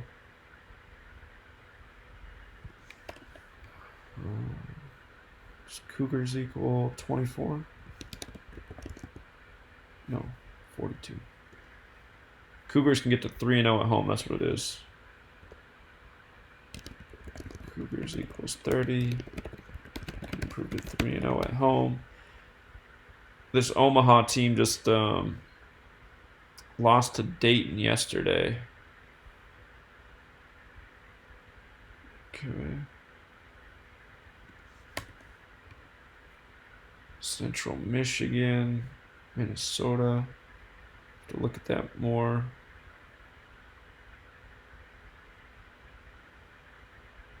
Minnesota's a 10-point favorite. Caller? Hey, what's up, Zach? What's up, man? From Indiana. Hey, I don't know if I didn't see it. I had to go away from the phone bill. But did you talk about the Colts are 7-3 on Thursday night games and the Texans are 4-5? Well, I have different Thursday night football records than you for them. I did talk about their Thursday night records though. Where did you get your stats at? I went to the Wikipedia page. Yeah, that's only updated through so many years. It's not current anymore. Oh. Yeah, Okay. but Right. Well, it shows that their last loss was last year, 2018. So I thought it was updated. we got that Team Game Finder now. So if you type in Pro Football Reference Team Game Finder, it'll come up at the top of the search, and then you can plug in the day of the week, Thursday. So just again, I'll just tell you what it is. So the Texans are 4-6 on Thursday night football, and I just go back to 2006 because that's the era of Thursday night football on NBC. Yeah. But the Texans are 4-6. They could pick up their 7th loss. Today has the 17-date numerology, the 7th prime. They're 2-2 at home on Thursday night football, though. If they won, they'd be 3-2. Houston's 32. If they lost, though, they'd be 2-3. Texans is 83, the 23rd prime. And then the Colts have a really good record on Thursday night football. They're 10-3. If they won tonight, they'd be 11-3, kind of like 1-1-3, the 30th prime. Colts is 30. Texas is 30. And head-to-head, the Texans are 0-3 versus the Colts on Thursday night football. Today does leave 40 days left in the year. TNF is 40. If the Colts won, they'd be 4-0. But at the same time, if the Texans won, they'd be 1-3, and TNF is also 13. So I think overall it looks a little bit better for the Texans through the Thursday night record, but you got a narrative there for Houston too. So. Okay. All right. I'm sorry. I didn't mean to interrupt. I just came back and. That's all good, man. No problem. But yeah, try doing a search for that Football Reference Game Finder, and it should pop up. Football Reference Game Finder. Okay. Yeah. Will do. All right. See you, man. Thank you. Yeah. Take care. And you can do that with Basketball Reference, Baseball Reference. It's there for them, so it's a great tool. Okay, so we'll come back. We'll review everything. But yeah, just trying to scan through some of these college basketball games and find some low-hanging fruit. Notre Dame's an 8-point favorite here, but what stands out is I know Notre Dame equals 41 in the most pure cipher. I believe it's the most pure. Let me double-check that. Yeah, most pure cipher. So that jumped out at me because I was like, Notre Dame's 4-1 right now. If they lost, they'd be 4-1 at home. This Toledo team could become 4-1. Let me see how many days it is from April 15th. That's the day Notre Dame and Paris burn. Let's see.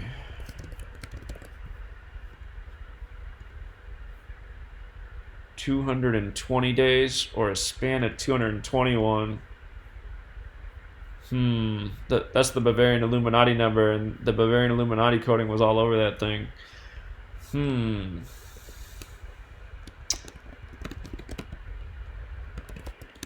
Toledo can improve to 4-1.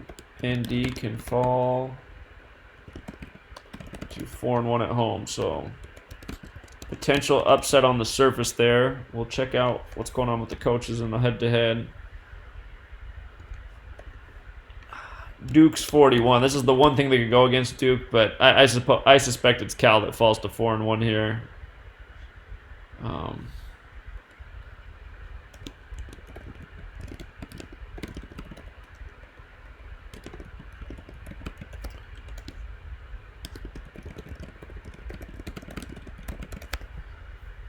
New Mexico equals 42. New Mexico could fall to 4-2 in the battle of two New Mexico states, so that makes sense.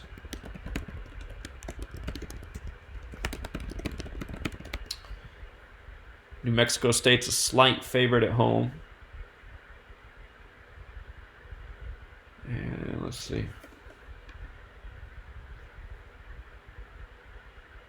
Gonna have to look at that one more.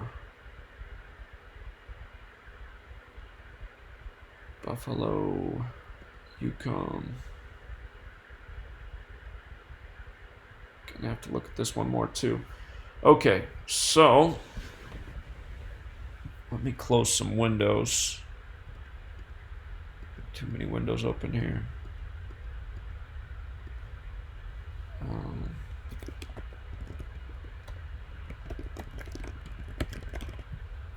Maybe these teams have never played each other.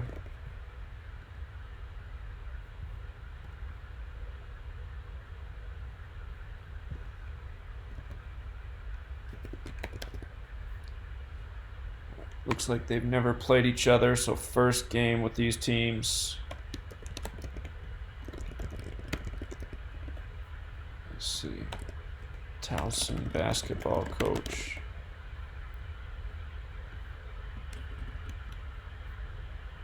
If any of you don't want to watch me decode the games, if this is too boring for you, understandable. I will post the notes, and at the end of, I imagine I'll be done well before 4. But when I finish, and if just in case I'm here longer than I think I'm going to be here, prior to 4, I'll review everything again real quick.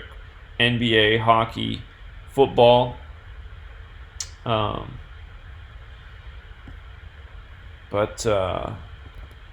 then I'll also have the notes posted, so.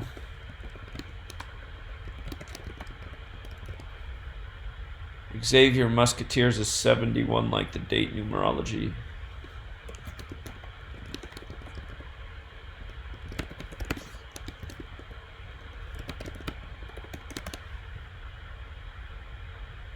Okay, that could be a clue at the store.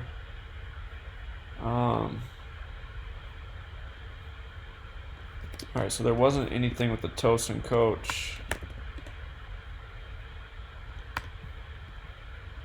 Save your coach, let's see.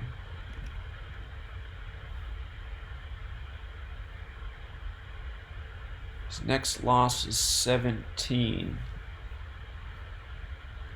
I need something up here.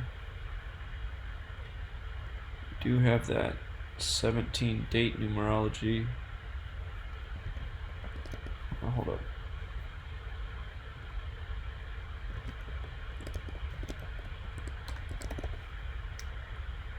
Let's see. What's their name? Tigers, Towson Tigers. Towson Tigers basketball. Okay.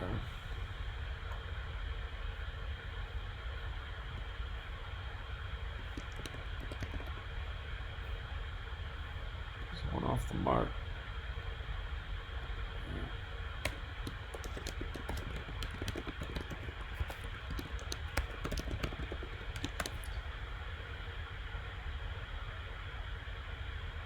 I still think most likely a narrative here. The upset narrative would be for the Xavier coach to get his 17th loss on the 17 date. But I'm thinking Towson falling to 2-3 against Xavier is probably the most likely scenario. Xavier 83, the 23rd prime. Charleston Classic. Check out the name of this real quick. Charleston Classic.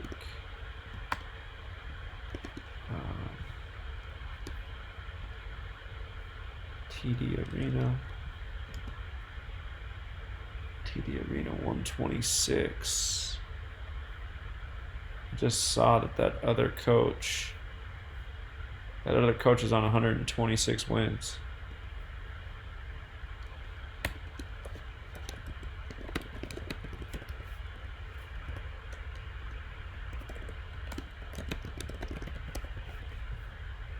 Oh wait, yeah, TD Arena.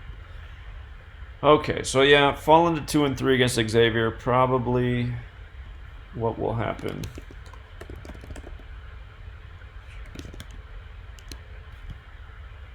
Okay, so Texas and Georgetown, let's see what their history is.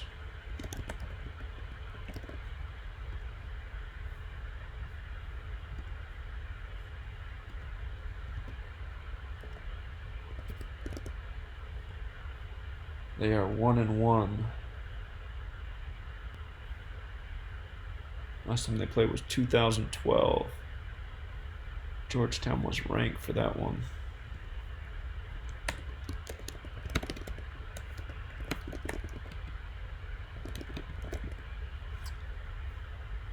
Games in Madison Square Garden.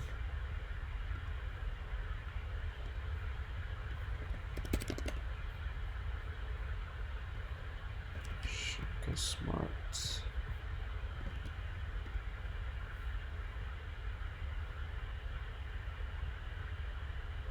$75.66.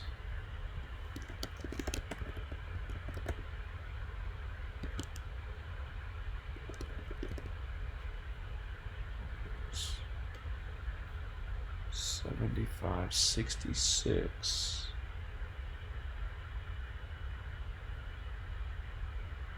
Well, he could get his 67th loss. Hoya's is 67.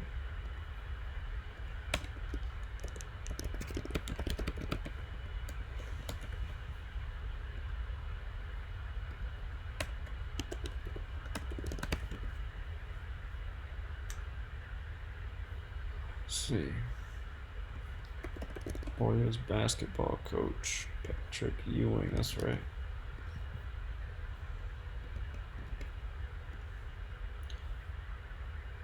$37-30. He could stay on 30 losses. Texas is 30.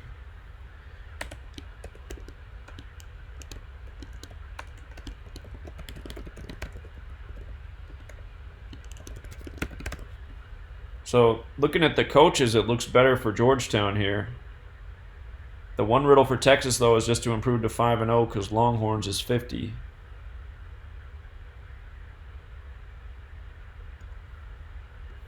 Texas Longhorns.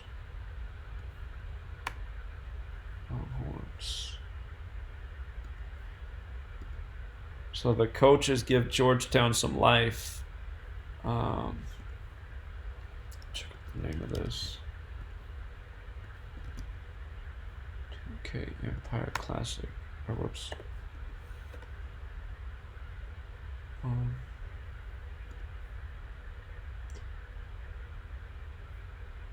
Patrick Ewing. I'm trying to just think about Patrick Ewing.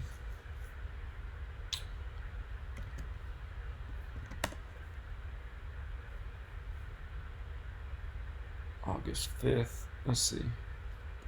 Just got the 8-5 birthday, basketball 85. Okay. It's 108 days after his birthday, 109th day of his age. Told you one more thing. Okay.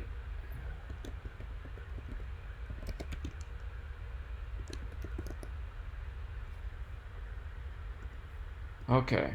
Well, Texas has a riddle through their own team name. Georgetown has a riddle because things line up with both coaches. Let's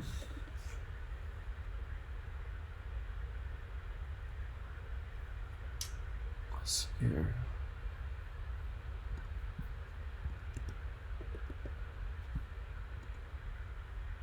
They're playing in Indiana State.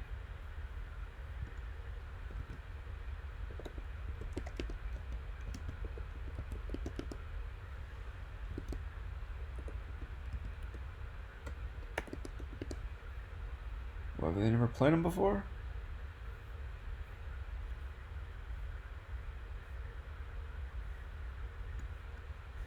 They haven't played them before. They haven't played them before, so shoot. First game between teams.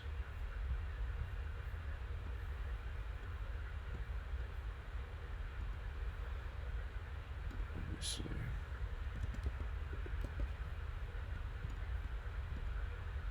The Dukes.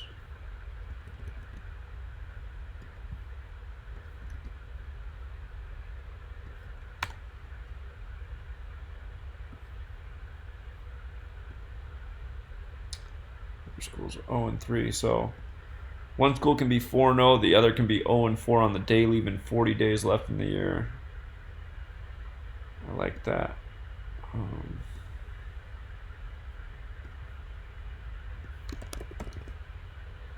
Dukes is 30.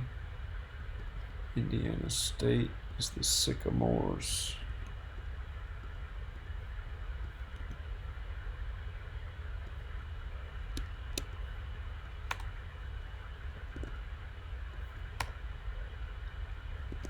Alright, nothing with the gematria of the teams.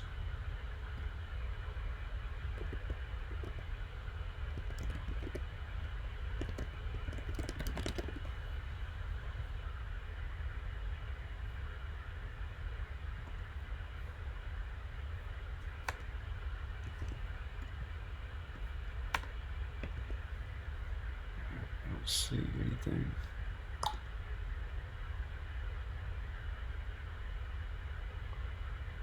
Get that 39th win.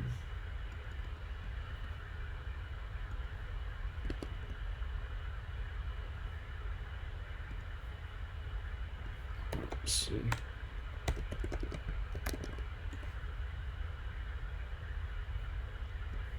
Craig Lansing.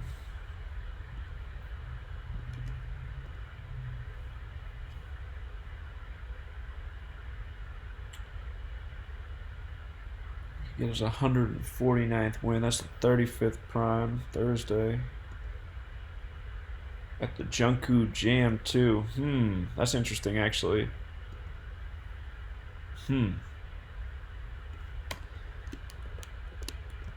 Indiana State coach is 148 and what? 145. 149 35th prime. Junkanoo Jam equals 35.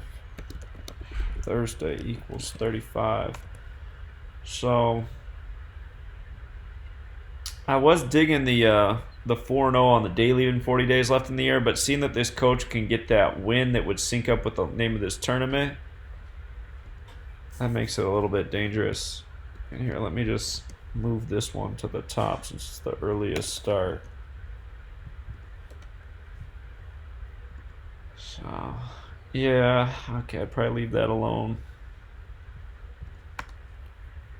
All right, this game right here looks good because you have the 4-0 at home thing, and then you have this team falling to 2-3 against Akron.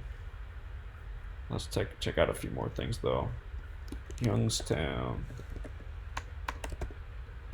State.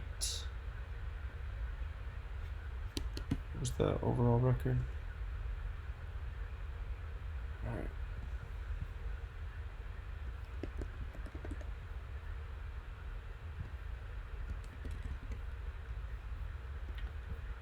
Akron coach.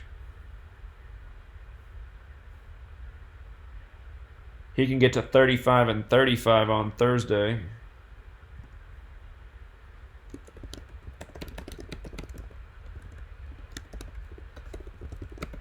So that could play. That just fits in with the other things that are already looking good for Akron. And let's see. Town State Penguins.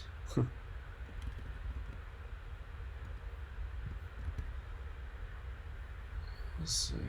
Penguins.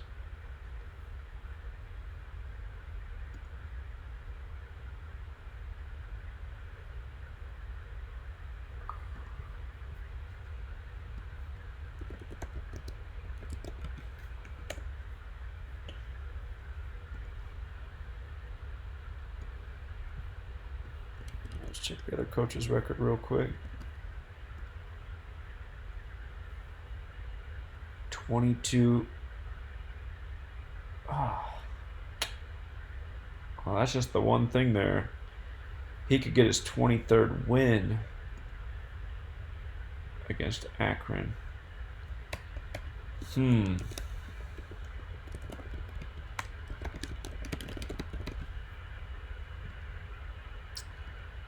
22 and 46. Akron is 23. So that's the one thing that could go sideways. The coach could also get his 23rd win. or he can pick up his 47th loss. Ohio's 47. I still do like that Akron can get to 4-0 at home on the day, leaving 40 days left in the year. Drop the other team to 2-3. You can make an argument for both coaches. What's Akron's nickname? The Zips.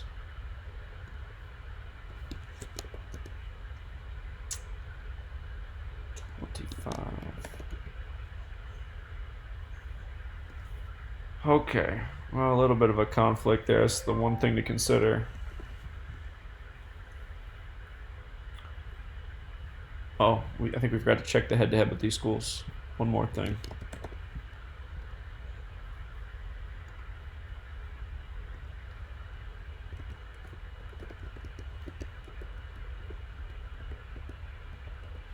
Looks like they've never played each other either.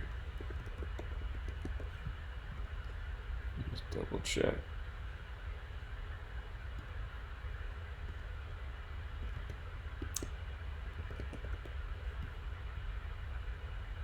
Well, this shows that they have played right here. It's their 40th season.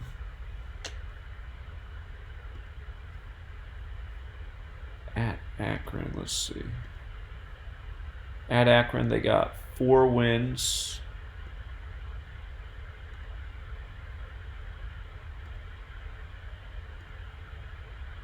Four and 14 at Akron. 4-14.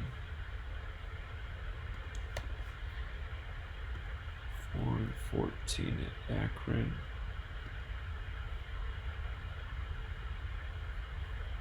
Six.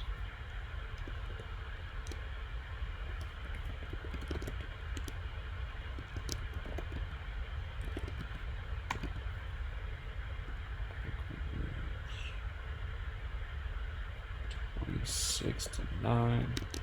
Akron is 14-4 at home. Okay.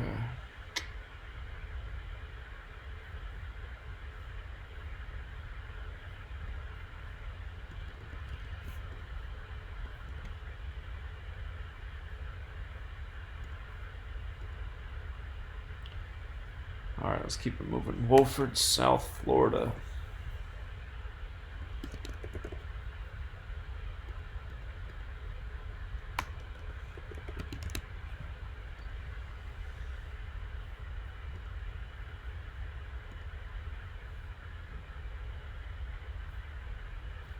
Wolford.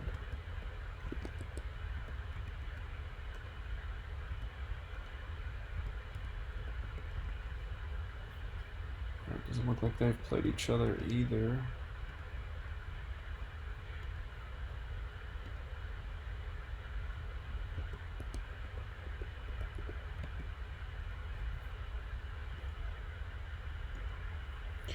Alright, they have not played. First game. Let's see.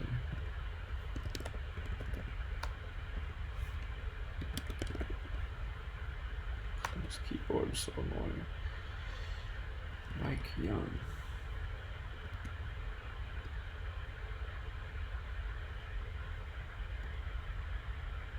Oh wait, what?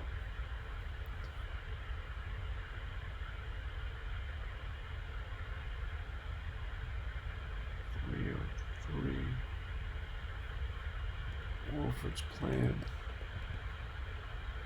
South Florida Bowls.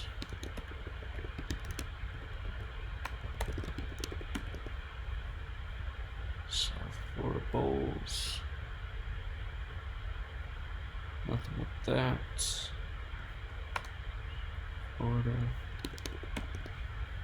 All right.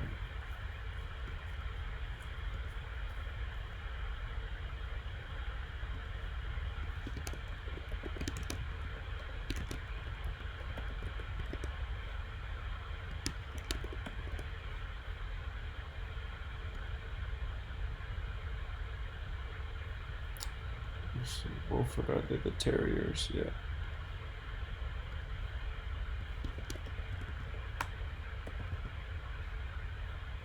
It's 30.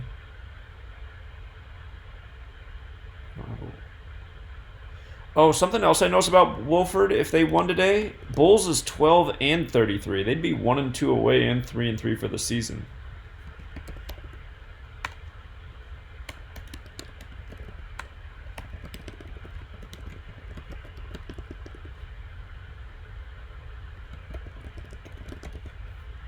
What about the South Florida coach?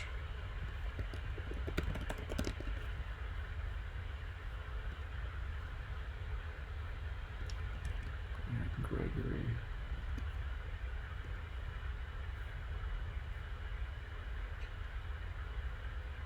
$35 wins. Next loss is 39.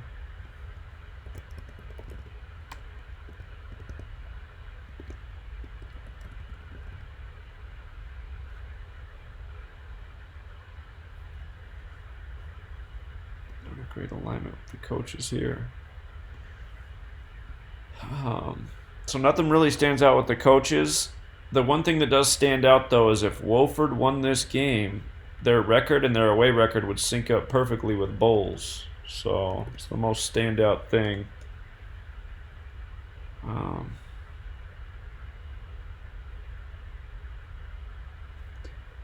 Best thing going for South Florida is they can get to 2-2, that big basketball number. The game's in Tampa, though. Tampa's also 79-20. Tampa Bay is. I guess they just refer to it as Tampa here.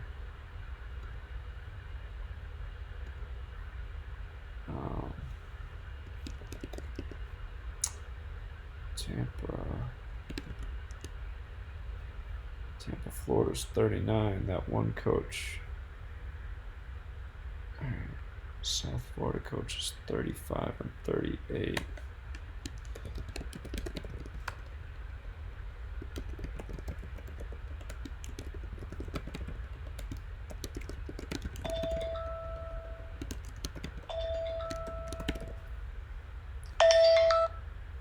Color? Hey man, how you doing? An interesting thing I just wanted to point out from today to the end of the hockey season, April 4th, 4/4, is a span of 193 days, which is the 44th prime. Okay. Today is a 44-day numerology. So today we might be seeing some clues as to who is going to be up there in terms of the NHL series. And I do have one thing to share really quick. This is Barry Trotz.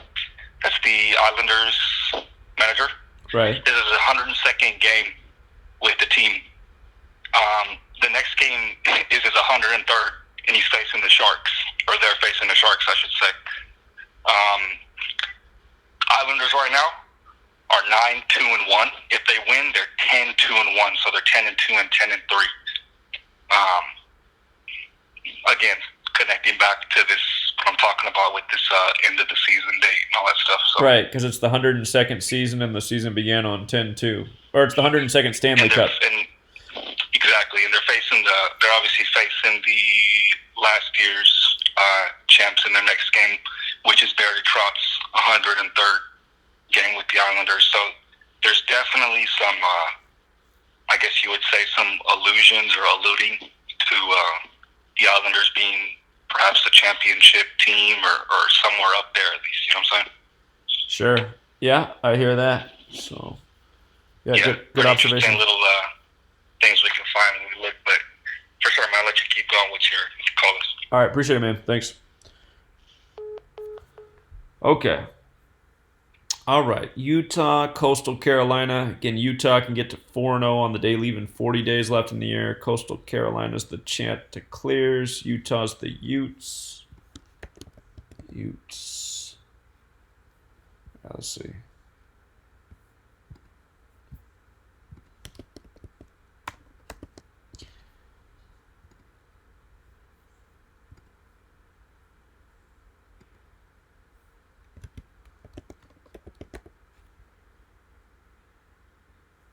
All right, they've never played Utah. They've played Southern Utah, so first game between teams. Let's look at the Coastal Carolina coach. Whoops.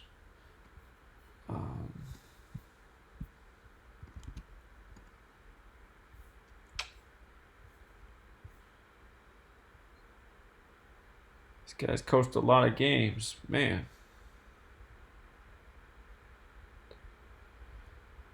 $769. Let's just see if his next win's a prime number.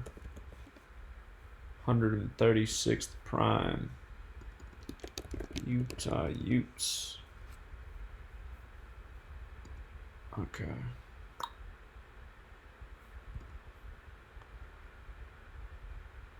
And Utah basketball coach.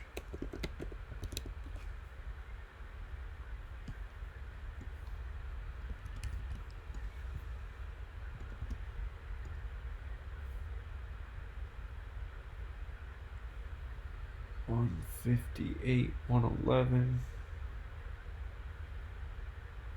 I know Coastal Carolina Chanticleers equals 108. They won the College World Series before the Cubs that year broke the 108-year drought.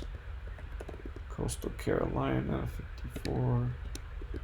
Chanticleers.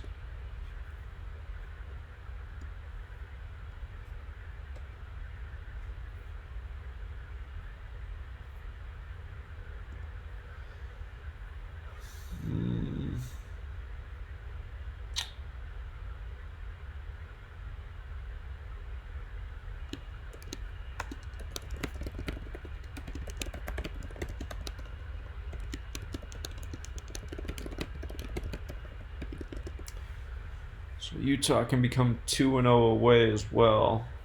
Let's see something.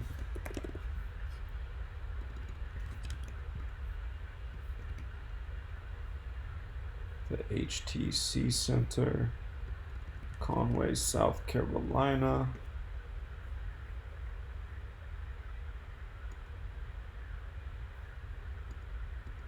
All I see in that is the 31. Utah could fall to 3-1.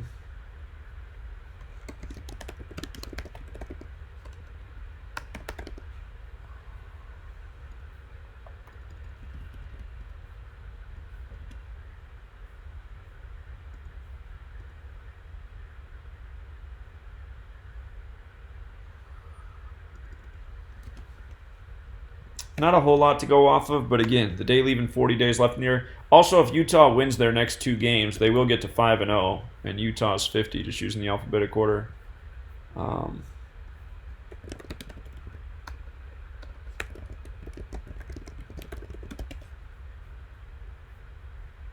They play UC Davis next. Let's just see what they got going on. UC Davis. Yeah, I'd still lean Utah here. Where's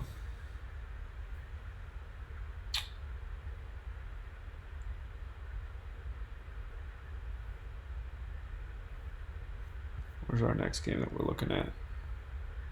Charlotte, Appalachian State. Let's try it out.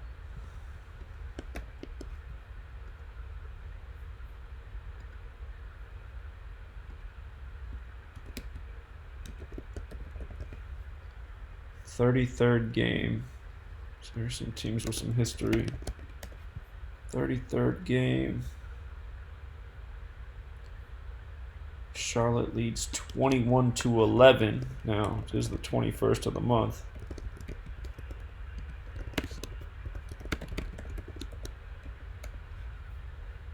And today's Charlotte's birthday, or it's North Carolina's birthday.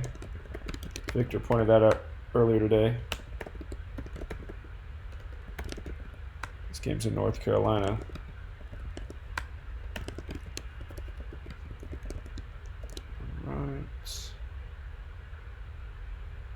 So we got 2 North Carolina teams. Charlotte could get their 12th loss. North Carolina, the 12th state. Let's see what Appalachian State's done at home.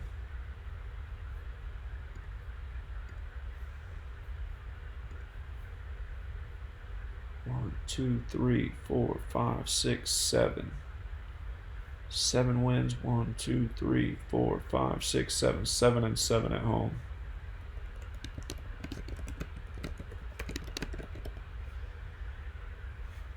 Okay.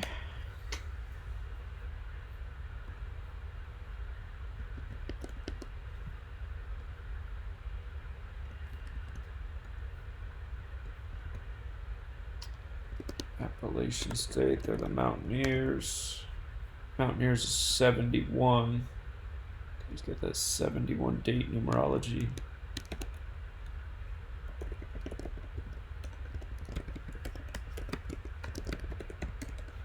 All right, Charlotte.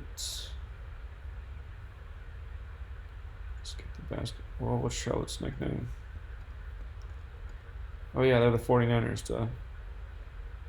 All right, let's see.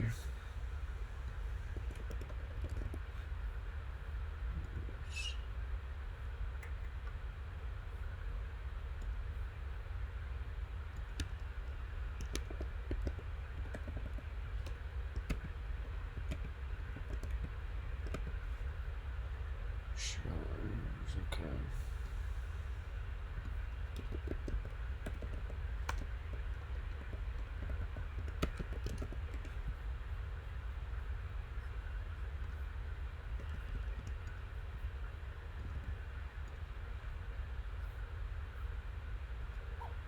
Charlotte coaches 10 and 22. It's his 33rd game as well.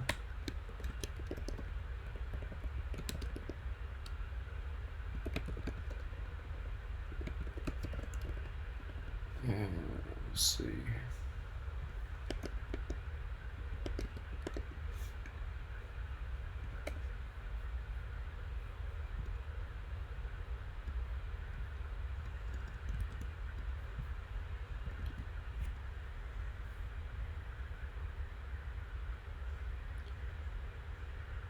He could get his 35th win and stay on 40 losses today.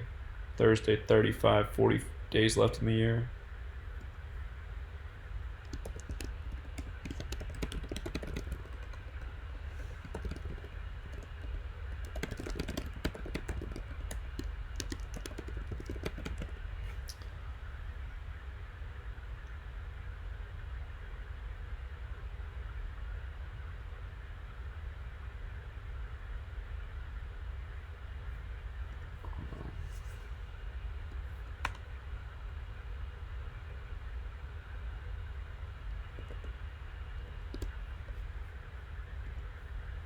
Okay.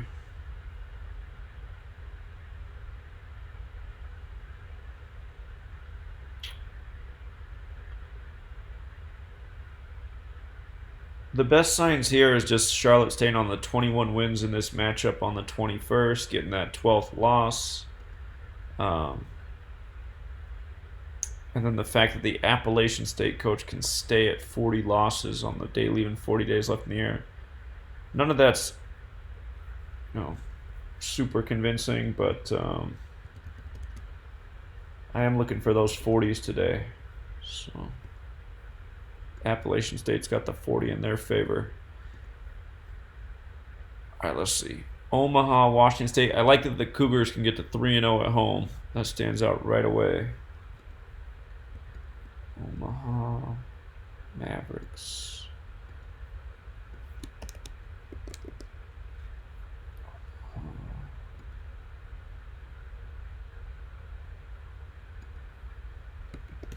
Mavericks.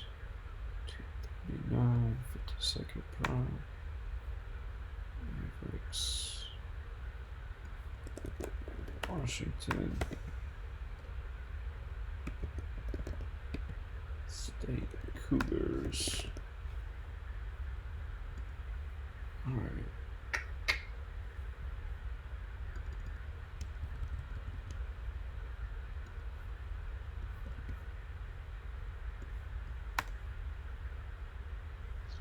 Six. All right, let's see.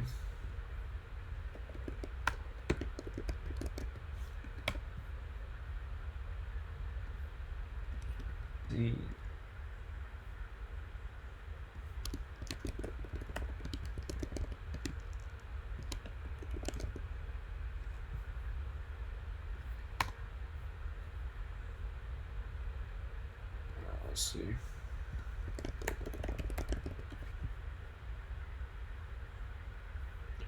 Kyle Smith.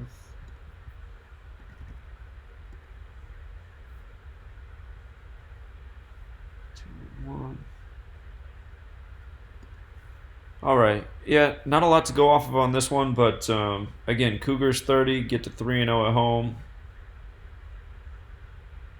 Probably the most likely scenario. Cougars does also equal 42. The Reflection has 24. Omaha can fall to 2-4. And Omaha can fall to 0-4 away. Today leaves 40 days left in the year. All right, so Central Michigan, Minnesota. Let's see if these teams have history.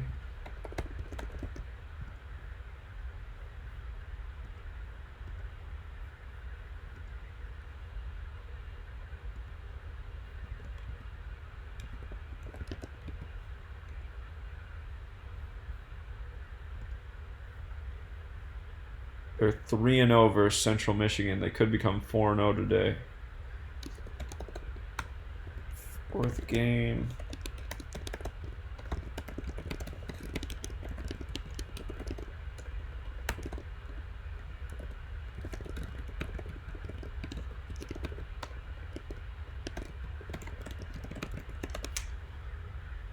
Okay, so Minnesota off to a tough start.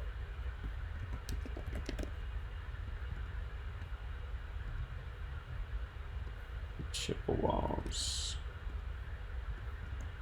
Central Michigan. Chippewas.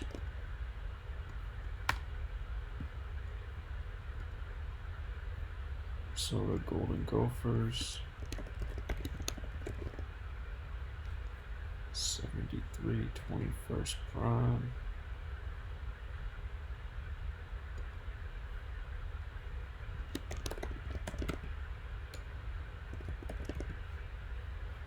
Let's see here.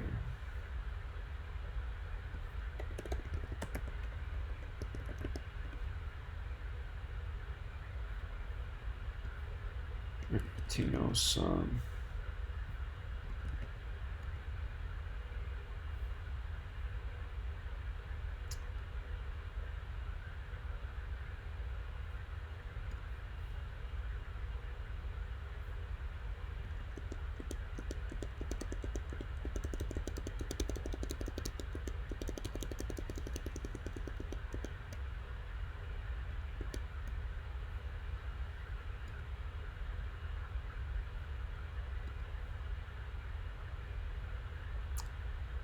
.411.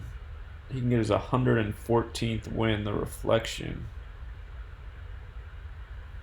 His next loss is 110. Minnesota's 110.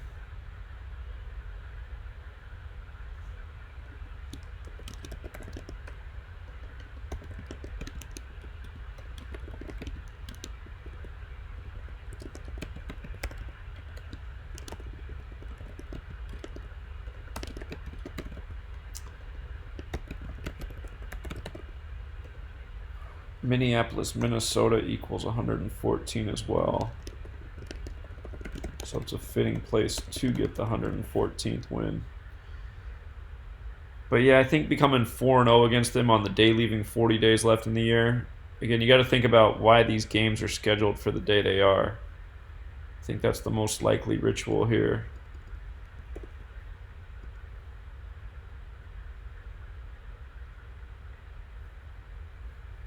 Double check a few more things.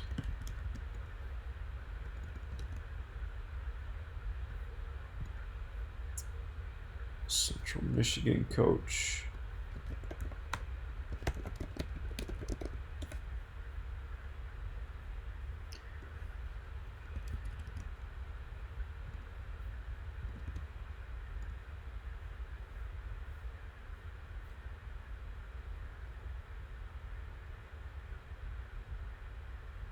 The Central Michigan coach, his next loss is 110 and Minnesota's 110. Huh. It's funny both coaches are on 109 losses.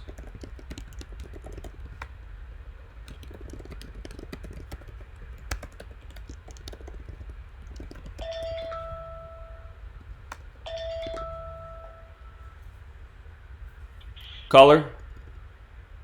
Yeah, he can also get it to 132nd win, and then Central Michigan Chippewas equals 132. Oh, nice. I missed that. Perfect. Yep, I'm going to point it out to you, so I like that riddle too. Yeah, great observation there. Yeah, good catch, man. Thanks. All right, buddy. Thank you. So Yep. 132nd all-time win. Let me type it in one more time. Central Michigan Chippewas. Yep, he's right about that.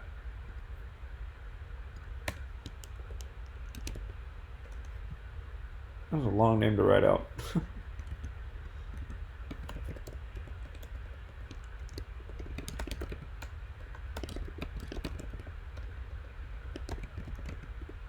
God.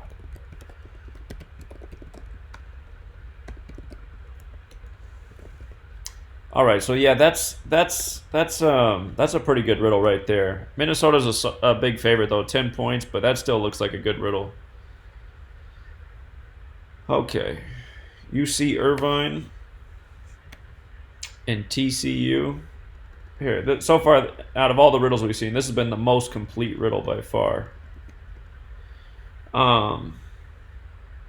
TCU can get to 4-0.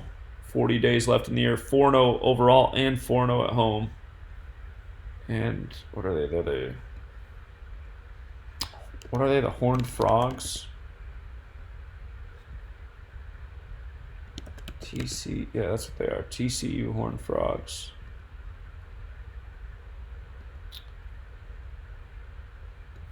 What was that? TCU.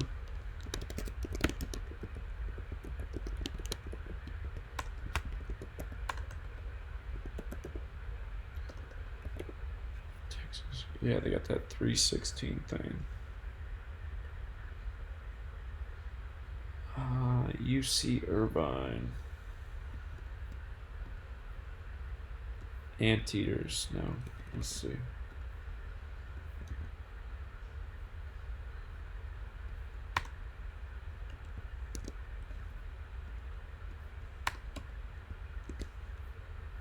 Alright, let's look it up.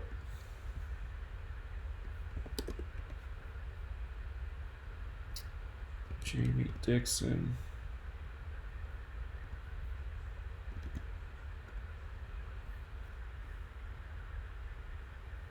He's on 71 wins on this 71 date numerology. Alright. Doesn't mean he has to stay on it.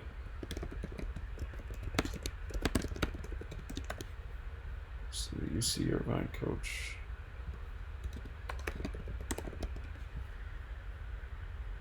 Russell Turner. Alright. Maybe it goes by Russ Turner or something. Yeah, there we go. Next loss is 131 on 191 wins.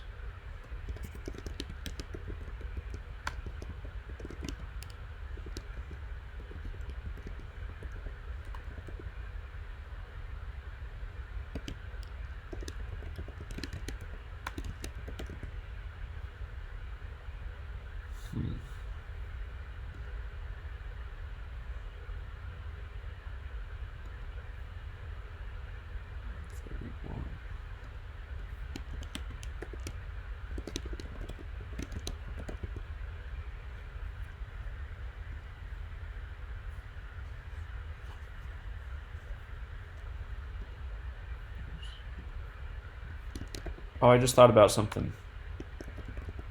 Oops. Anteaters is 31, but it has an estimate, so it is also 40. So a good team to become 4-0 against.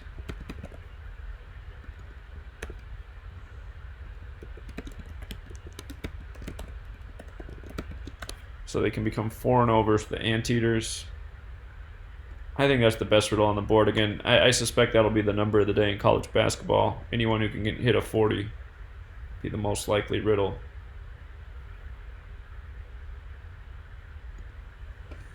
All right, let's see if we got an upset here. Again, Notre Dame's 41. If they lost, they'd be 4-1 at home, and Toledo would become 4-1. So let's see what we find. Toledo Rockets. Alrighty. Toledo Rockets. Toledo. Okay.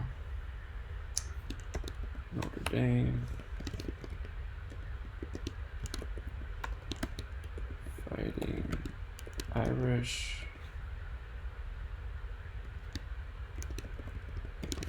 Fighting Irish.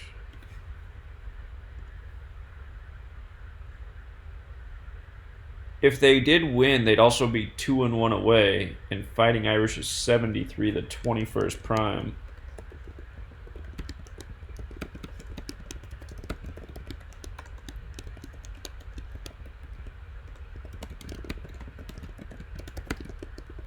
See if these schools got any history.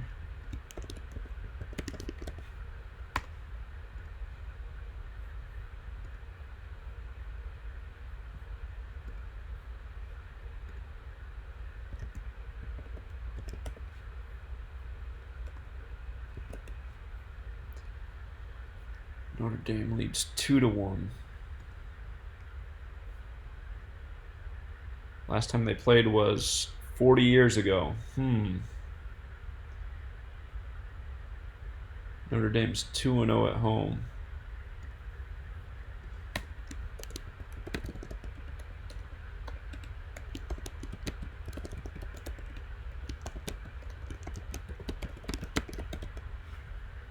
Okay, so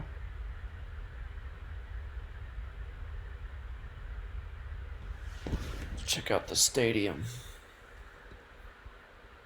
And the coaches after this. 85 like basketball. South Bend, Indiana.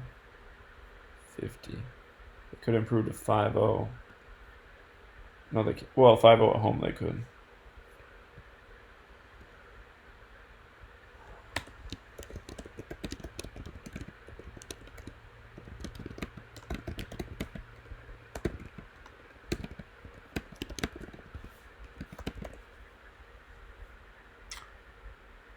Let's see.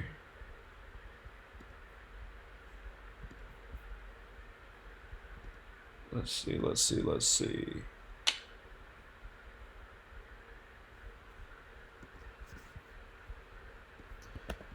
Toledo.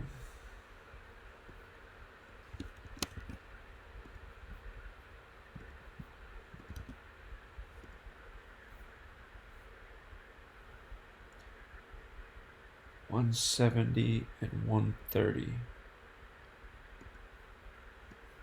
South Bend IN is 131.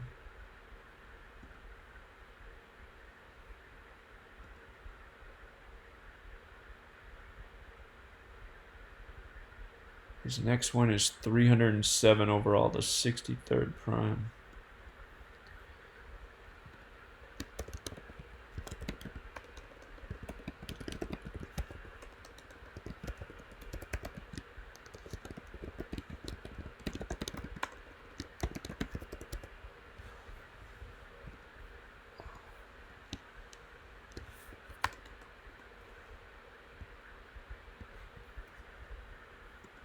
Man, if you used or never mind, am I wrong about that? Yeah, that's what cipher it is. So South Bend does have a 63 connection as well. 306 and 242 overall. 307, 63rd prime. South Bend equals 63. Check out the Notre Dame coach.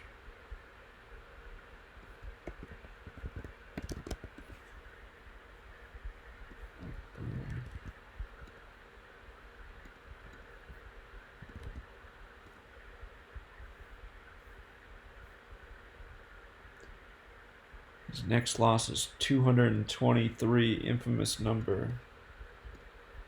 Toledo Rockets.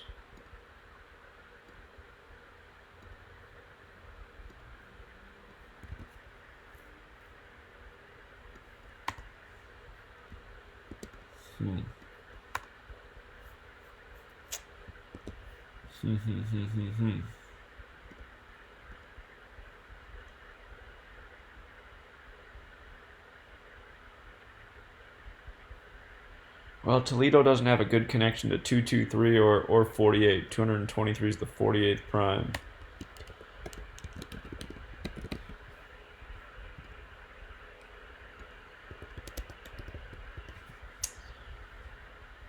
There still is a shot at an upset here, just through that 41 thing.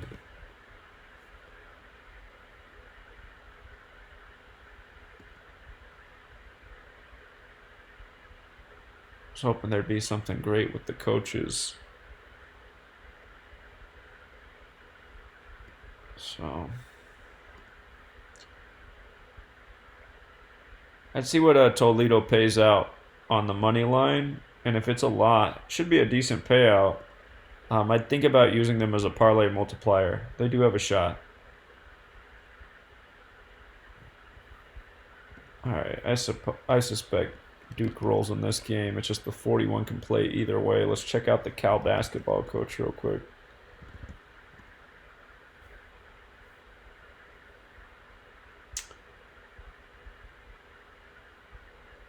Duke Blue Devils.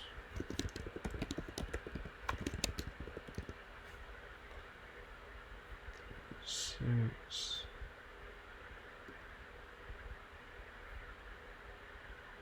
Yeah.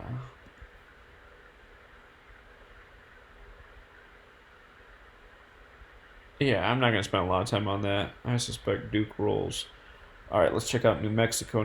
Well, just in case, because it could be an awesome upset if it was. I don't think it'll happen, but let's just see what the head-to-head is between these schools.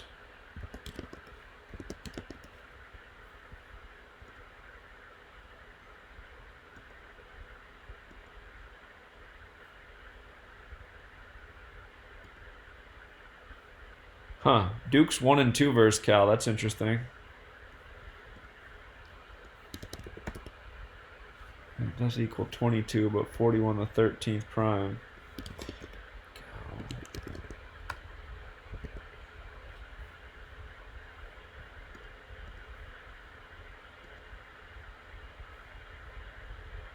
Last time they played.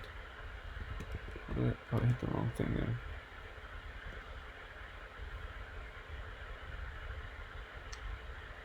All the games have been in Cal. Last time they played was 2010. Duke won that one.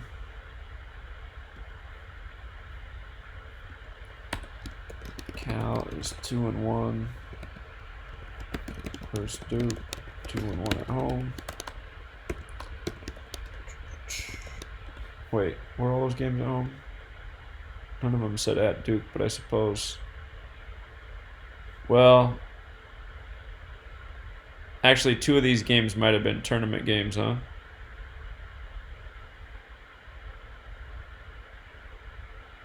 There's some tournaments going on.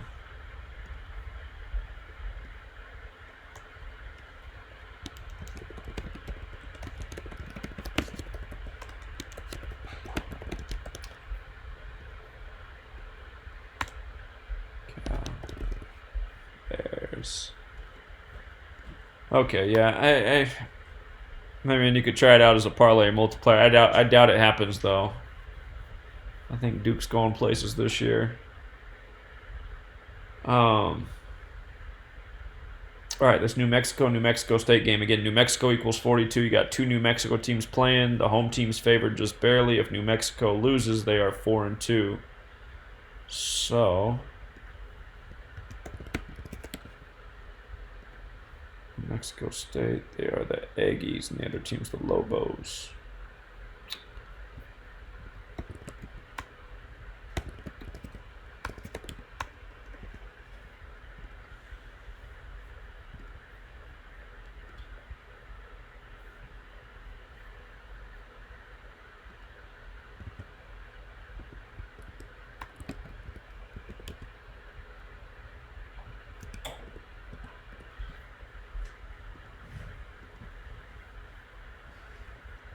Who's going to win tonight between New Mexico and New Mexico State? New Mexico State. You think so? Okay, that's the way it's looking. Okay. 139th game tonight. Wow, these teams have played a lot.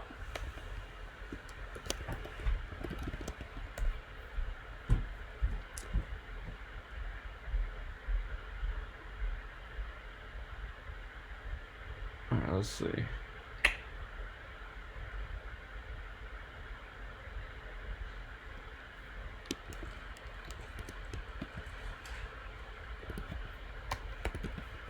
'64 and '74. Let's see here.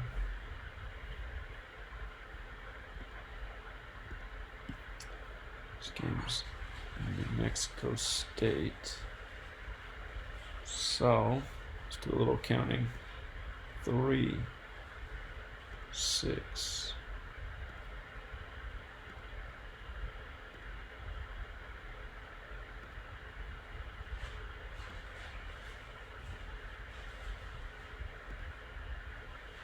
All right, they got 30 wins at home, 30 at home. So 30.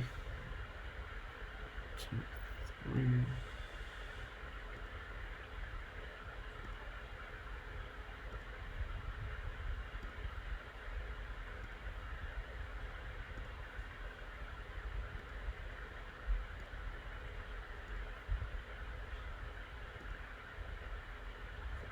Three.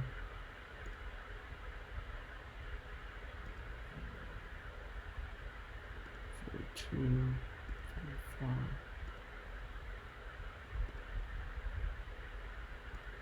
54, 30 and 54 at home.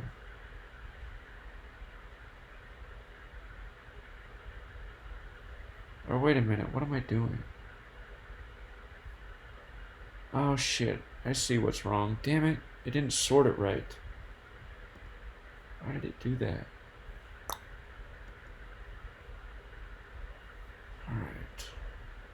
Alright, let me fix that. My fault. Let's refresh this whole screen. Yeah.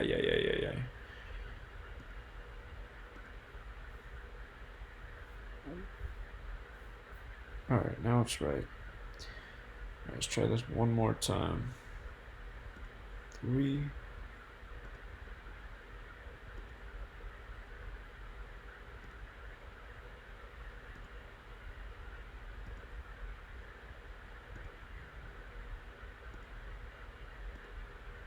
Alright, they do have 30 home wins.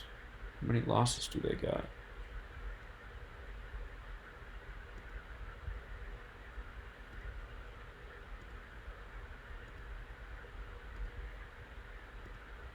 $30 and 20 at home. 21st of the month. 30 and 20 at home.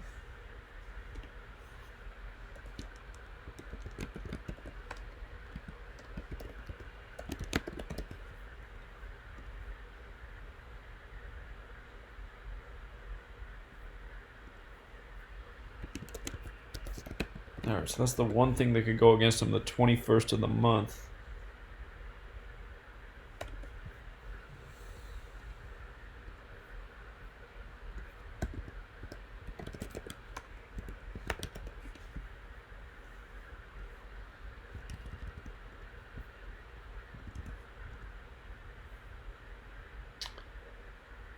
The New Mexico coach is on 40 losses right now. All time, he could stay on it. Let's see.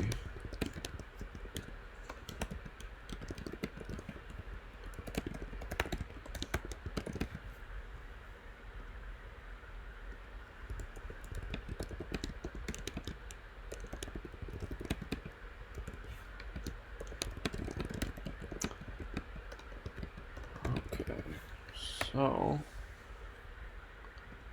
Mexico State. Oops. Chris James. He is 60-13. 81-25 overall. Mexico.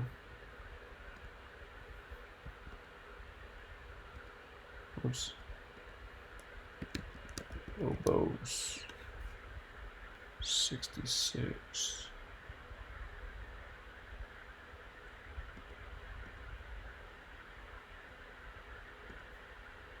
Lobos.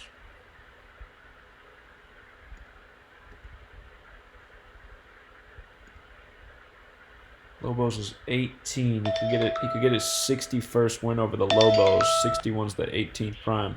Caller? Hey Zach, on that New Mexico State game, there was a next page. There's like 20 games on that next page or so. Oh shoot, there's even more. All right. Appreciate it, man. Yep. All right. Just wanted to call him before you got further into Decode to let you know. All right, thanks, man. Appreciate it. No problem. All right, I'll go back and fix that. All right, so the New Mexico State coach, he could get his 61st win over the Lobos, 61-18. Always like that pairing. Again, we just saw it on Monday Night Football. They said Phillip Rivers lost his 61st career game by 7 or less points on the 18th, 61 the 18th prime. 60 and what?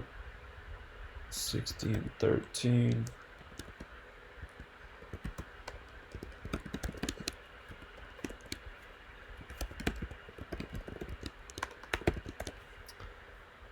Okay. Pan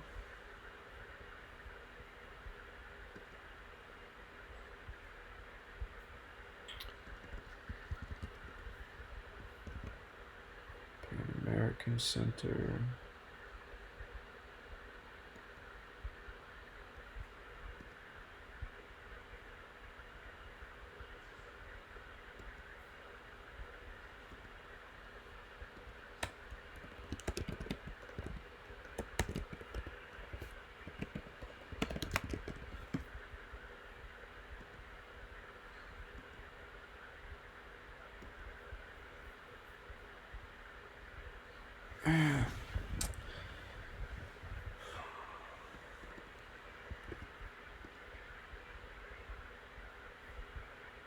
Let me go back to the head-to-head.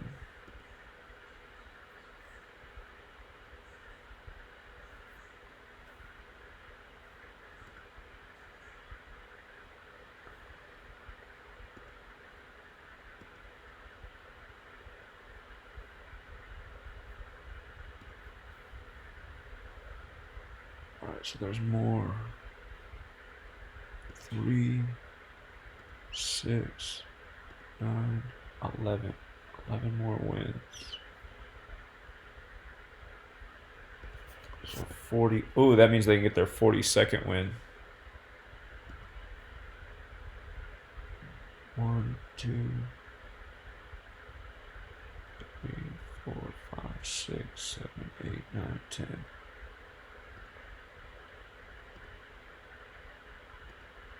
10 more losses.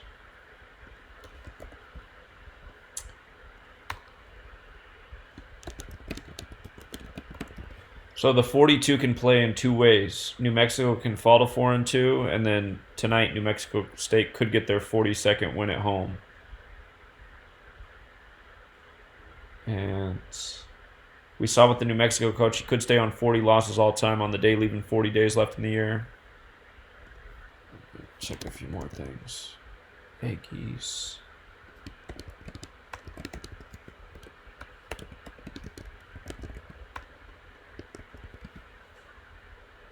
Mexico State.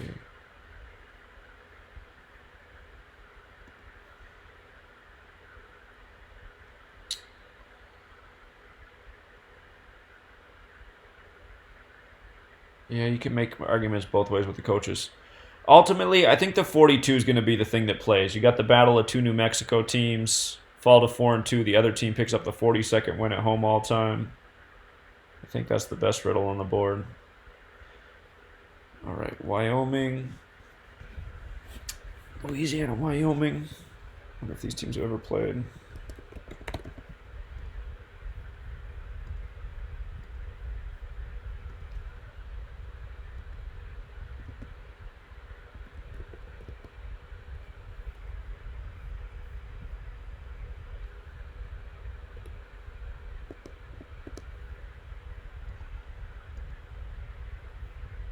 Wyoming is 2-0 against Louisiana. Interesting. Third game.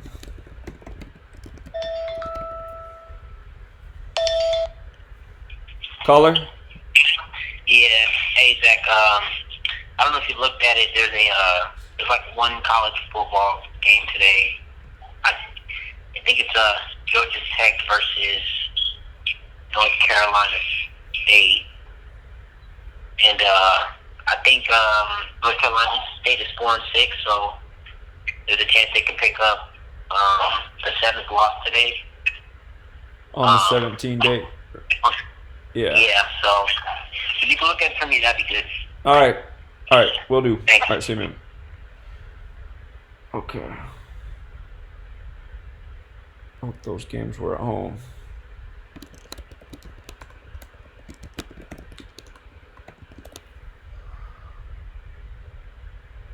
Cowboys. Wyoming's the Cowboys. Wyoming Cowboys. Whoops. Can improve to 3-3.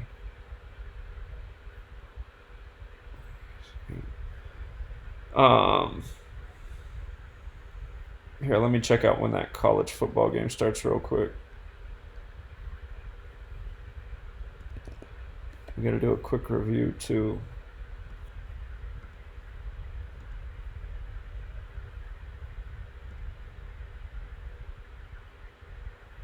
It starts at 5 p.m. Okay, we got a minute. So let me try to finish up college basketball. Or let me just do a quick review of the NBA and NHL since that gets underway in less than 20 minutes. We'll do a quick review and then we'll finish up what we got going here with college basketball. Whoops, one thing.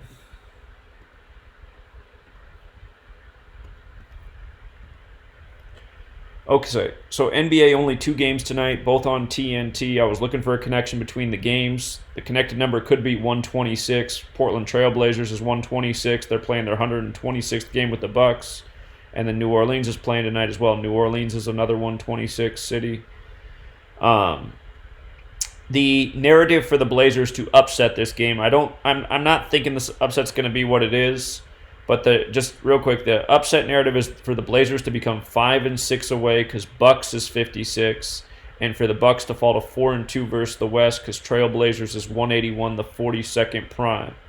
So that's the upset narrative for the Blazers. The Bucks, though, they can pick up their 12th win tonight. Portland and Milwaukee are both 37, the 12th prime. The Blazers can pick up their 11th loss. Bucks is 11. You got the 17-date numerology, the 7th prime. Blazers can get that 7th away loss. And if the Bucks win, they will be 4-1 at home. They host the Pistons next. Pistons is 41. And if they beat Detroit, they can pick up the 12th win tonight against Portland, and then the next game's at home against the Pistons. Pistons is 41. 41's the 13th prime. They could get that 13th win against the Pistons. Let's see. The Blazers play at Cleveland next, so if the Blazers lose tonight, they'd be 4-7 away, potentially fall to 4-8 in Cleveland. Cleveland 48. And if Lillard's out, that's very possible. He's supposed to miss tonight. And then they play the Chicago Bulls next after that at the Bulls. Chicago Bulls in 49 plays hard. So Blazers could be in for a little losing streak here on the road. If they lost their next 2 road games, they'd go into that Bulls game with 12 losses. Bulls is 12. Caller? Yeah, Zach, just wanted to point out, if anybody would like to underdog, the Bucks can stay on that 73 on the 24th. Oh, that's true. That would be another thing that going against them. They could stay on the 73 wins on the 21st. That is true. All right. Yeah, and I'm just thinking with the 12, playing everywhere else.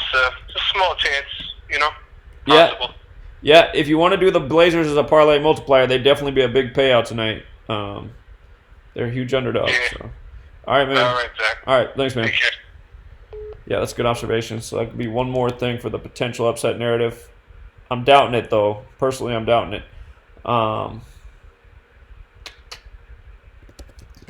21st of month. Okay. And then the Pelicans and Suns game. This one's tricky because the Suns can become 4-5 in the conference or improve to 5-4. New Orleans is 45-54, who they play. The game's on TNT though, and TNT's 54. Suns will probably split their next two games in the conference to get to 5-5. They face the Timberwolves next. Timberwolves is 55. That game's in Minnesota. That'd be the more likely game for them to lose. And if the Pelicans lost tonight, they'd be 4-6 in the conference. Phoenix is 46. Phoenix Suns. They play at Utah next. They'd probably lose that. They'd fall to 4-7. Pelicans 47. Then they play at the Clippers. They'd probably lose that. LA Clippers 48. So they could be in store for 3 losses in a row. Booker for the Suns has struggled against the Pelicans. He's 3-9 versus them. He's 0-5 at home. So Pelicans does equal 47, the 15th prime, if he got his first win against them at home. Consider him the big star on the court tonight for the Suns. Suns team is really banged up. They've been on a losing streak ever since they lost their big guy who's out tonight. So that's just why I worry about the Suns a little bit. Pelicans have won their last 2. Suns have dropped their last 2. All right, that's NBA. NHL, tonight I'd really follow the 7s. Again, you got 17 date numerology. I think that 7's going to play hard tonight. So the 7's in this game, the Sabres could get their 7th away loss. The Bruins, if they win at home, they get their 8th home win. Sabres is 19, the 8th prime. TD Garden, the name of the arena, is 37, the 12th prime. The Sabres could get their 12th loss of the season. The Ducks and Panthers, Anaheim Ducks equals 109. Florida can get their 29th points against the Ducks. Ducks can get their 7th away loss. Panthers, they could get their 6th home win against the Ducks. Ducks 13, the 6th prime. The Penguins and Islanders, caller made a point that this is Barry Trotz's 102nd game with the Islanders. I believe that's what he said. Let me check that out real quick. It's probably right. Yeah, tonight is his 102nd game. So that's a great observation. Trotz, 102nd game with Islanders. Islanders can improve to 10-2 and 1 at home. And year of 102nd Stanley Cup. So that might be the riddle that takes the cake. What I worry about with the Islanders, though, is that if they lose, they're 9-4 at home, and New York Islanders equals 94. So that's my one concern with that one. But maybe do watch this game to see what Trotz does. If they do win, that could be a sign. Islanders are definitely a Stanley Cup caliber team. The Flyers and the Hurricanes, Carolina equals 37, the 12th prime. Flyers can pick up their 12th loss of the season in Carolina. Flyers can also get their 7th regulation loss today. So, Red Wings and Blue Jackets. Red Wings, if they did win, if they upset, they'd be 4-7-2 away. Columbus is 47. Ohio's 47. Columbus could get their 7th loss at home of the season. And if Columbus did lose, they'd be 8-9-4 overall. Detroit Red Wings 89. So there's a potential upset here. This is a potential upset. The big concern, though, that the Red Wings could also get their 17th loss of the season on the 17-date numerology and stay on 7 wins. So that's what cools me off. Flames and Blues. If Calgary won, they'd get their 25th points. St. Louis is 25. If the Flames won, they'd be 5-9 away. Blues is 59. The Blues, though, have a good narrative as well. They can get the 7th win at home and the 17th points at home on the 17-date numerology. If they won, they'd be 7-5. Calgary Flames 75. So 2 good narratives on both sides. Makes me steer clear. The Canucks and Predators. Canucks look good to lose. If they lose, they're 5-8 away. Vancouver Canucks 58. If the Predators win, they get their 7th win at home. They become 7-6 at home. And there was one other piece to that, but yeah, I guess that's it. They can get the 7th win. Canucks could also get that 7th loss in regulation. Avalanche and Wild. If Minnesota wins, they get their 20th points. We have 71 date numerology, the 20th prime. Colorado. If they lose, they're 7-6 away. Minnesota Wild 76. And Wild could potentially become 5-1-2 at home on the 51 date numerology. The one thing for Colorado is they could get their 17th away points on the 17 date. So, one thing to consider there. Lightning and Blackhawks. Blackhawks have been playing well. Lightning haven't lately. If Tampa Bay lost, they'd stay on 21 points they'd stay on 20 points on the 71 date numerology, 71 the 20th prime. If Chicago lost, though, they'd stay on 22 points versus Tampa Bay. Tampa Bay 79 the 22nd prime. If the Lightning lost, they'd be 5-7 away for the season. They could get that 7th away loss today. They're playing the United Center 57. Chicago can also get its 7th win at home today and improve to 7-4-2. Chicago Blackhawks equals 65 and 74. So it's the one thing they could go against Chicago, becoming 6-5-2. But the 7s are on their side today. 7s go for Chicago and against Tampa. The Jets and the Stars. Hard to tell through the points. If the Stars did win, they'd get their 7th win at home today.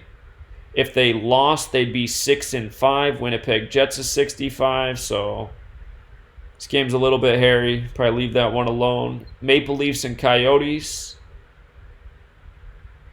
Coyotes have a chance at that 7th home win. They'd be 7-4-0 at home.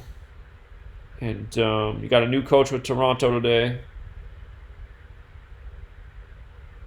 The Sharks and the Golden Knights, if Vegas wins, they pick up their 27th points in Vegas. Vegas is 27. If the Sharks lose, if the Sharks can potentially get their 7th away loss in regulation, and the Golden Knights can get their 7th win at home. If the Golden Knights do win, they are 7-6 at home, and Sharks equals 76. So that jumps out. And then the Oilers and Kings, you can make an argument with the points for Edmonton to win. You can also make an argument for the Kings to improve to 7-4 at home. Edmonton Oilers 74. They'd get that 7th win. They could keep the Oilers on 7 away wins. So, you do got narratives going both ways. What I would do in hockey today is I'd be selective. I'd go through these games where the riddles stack a little bit harder, plus the 7s are there, such as the Sharks Golden Knights game.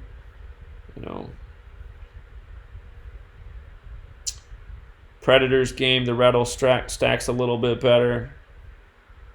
And you can use more of these games. I mean, there's more games that I think are good here, but if you're going to build some parlays, build them around the strongest riddles. Like, take the 2 strongest riddles and then maybe try it out. Put together a few parlays using some of these other teams that can pick up those 7s or got the decent riddle today. And then the college basketball that we're working on right now, we still got a couple games to finish. On here. Where'd the college basketball go?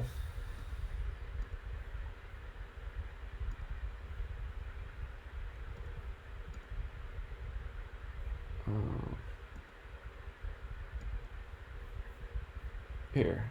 Okay, here we go.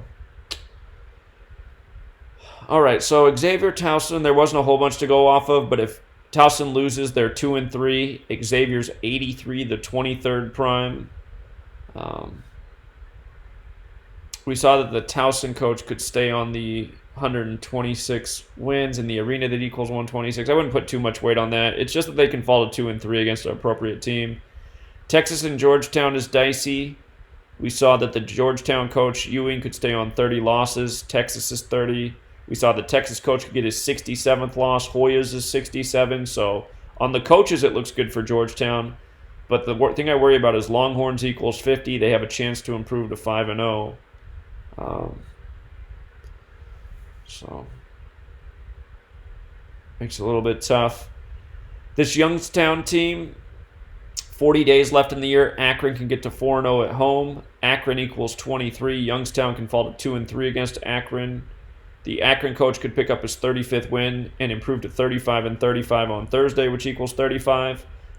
The Youngstown coach, the one thing that worries me about him is his next win is 23. And Akron's 23. His next loss is 47, Ohio. So because he can get that 23rd win, it makes it a little bit dicey. Akron's the favorite team at home. They have a few more things going in their favor, so I'd probably still lean Akron. Wofford and South Florida. Wofford, if they win, are 3-3 and 1-2 away. They're playing the Bulls. Bulls equals 33-12. And the South Florida coach could get his 39th loss, staying on 35 wins. Again, Thursday's 35. Tampa, Florida, where the game is 39. Utah can improve to 4-0 on the day, leaving 40 days left in the year. They can become 2-0 away. 71 date numerology, the 20th prime. Appalachian State, they can keep Charlotte on 21 wins on the series on the 21st of the month. Today's North Carolina's birthday. North Carolina's the 12th state. Charlotte could get their 12th loss. You got two North Carolina teams going against each other. The Appalachian State coach could stay on 40 losses on the day, leaving 40 days left in the year, and get his 35th win Thursday, 35. Omaha, Washington State, the Cougars can get to 3-0. Cougars 30. Cougars also 42. The Reflections 24. Omaha can fall to 2-4. Omaha can fall to 0-4 on the day, leaving 40 days left in the year for their away record. Minnesota, we saw Minnesota can become 4-0 versus Central Michigan on the day, leaving 40 days left in the year. The Central Michigan coach can get the Minnesota coach can get his 132nd win. Central Michigan Chippewas is 132. And Central Michigan coach can get his 110th loss. Minnesota's 110. So very complete riddle here. Minnesota's a 10-point favorite. So they're not going to be a great payout on the money line, but they have a great riddle to win.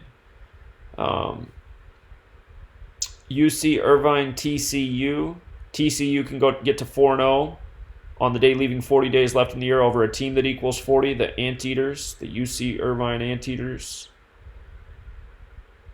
And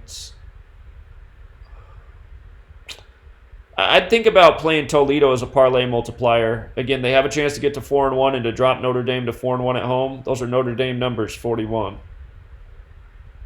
So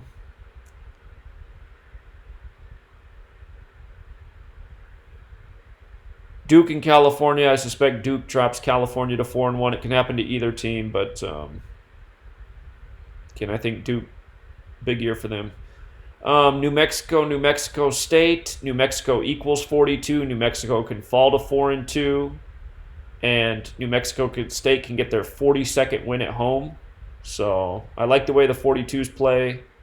The coaches, you can make an argument either way. I'm noticing a lot of coaches with the 35 thing, though, on Thursday. That seems to be quite the trend. So those 35s with the coaches could really play, too. And then Wyoming, they're the Cowboys. They can get to 3-3 at home. Cowboys 33. Wyoming leads the series 2-0. And by the way, Cowboys also equals 30. So they can become 3-0 in the series. And I think we didn't finish this. I think this is where we got the call to look at the game, so let me finish. Or we did. We looked at it. Ragin' Cajuns. How do you spell that again?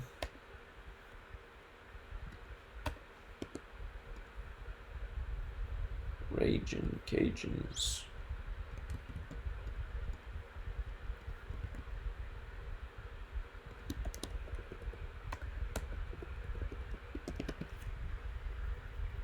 Louisiana Ragin' Cajuns is 83, the 23rd prime. Wyoming's also 83. 3-2-2 as well. So that's the only thing I see that could go against Wyoming is falling to 2 and 3 at home. But I like these other riddles better, the 33 and the 30. I'll make the note though.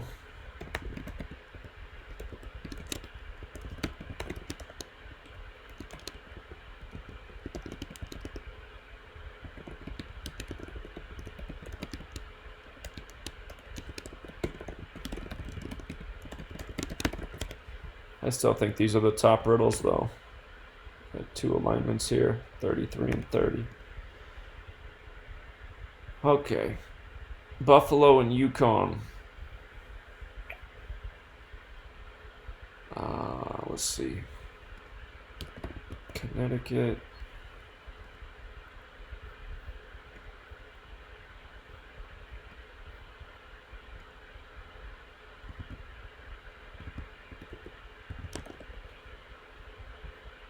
Looks like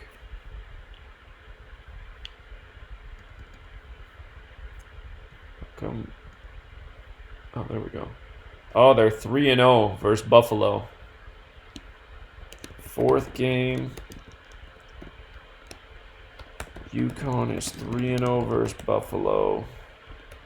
40 days left in the year.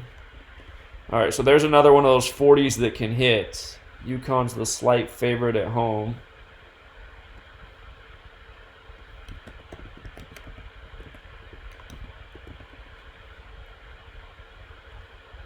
Dan Hurley. Man, he's looking old. That makes me feel old.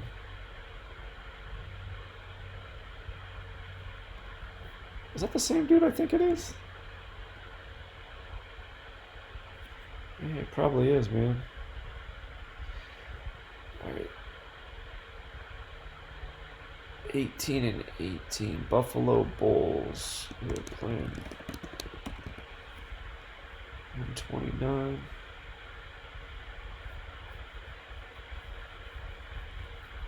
th game.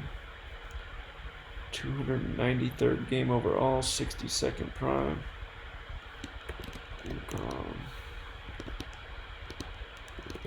Skis. All right, let's see.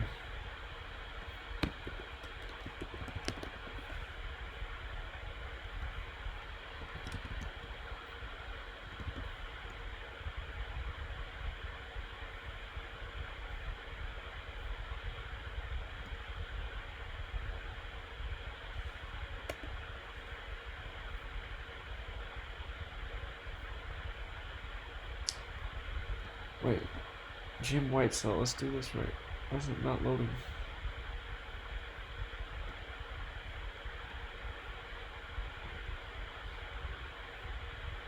Huh. For some reason it doesn't want to load this coach. I don't know what the deal is here. One last coach and it won't go. What is holding this whole thing up?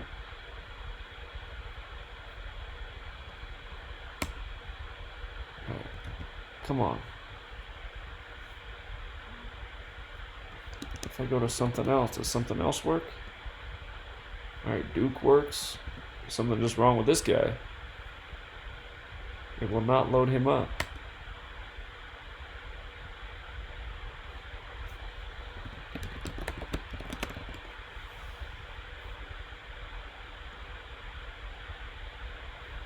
Alright, that worked. For whatever reason, that worked. I don't know why it won't load it this way. Alright, he's 111 and 108. Huskies equals 29. 109 is the 29th prime. Let me see. Buffalo coach. 111 and 108.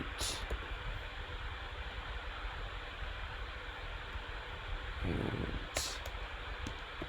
Huskies equals 109. 109 the 29th prime. Alright. So it is a good team to get the 109th loss against. Yukon. Huskies.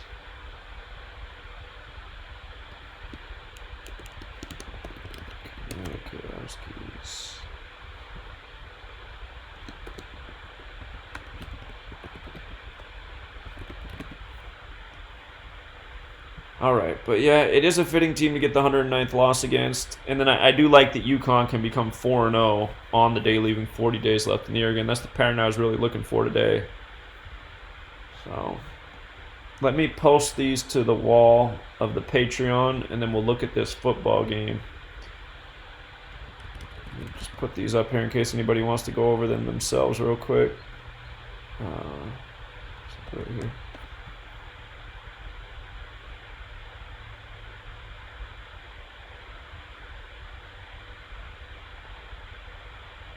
Is something wrong with that? Maybe there's just something wrong with that tab. Why was that? Huh.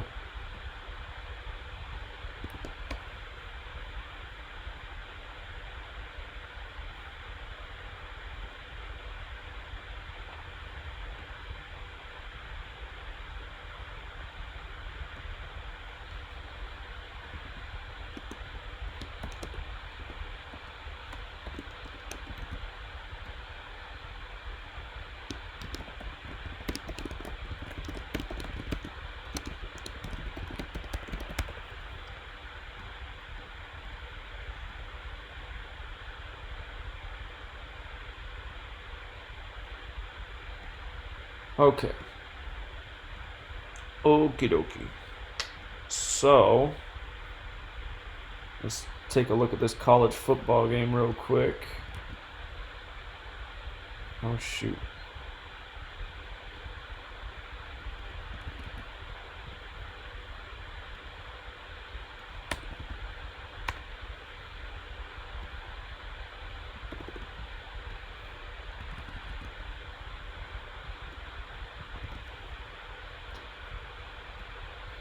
All right, college football.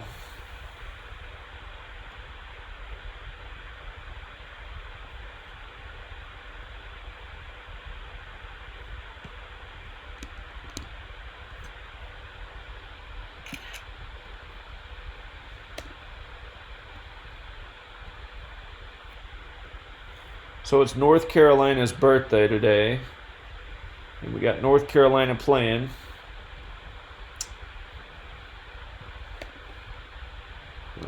NC State, 2.5 point favorite. Over under 47. Today is North Carolina's birthday.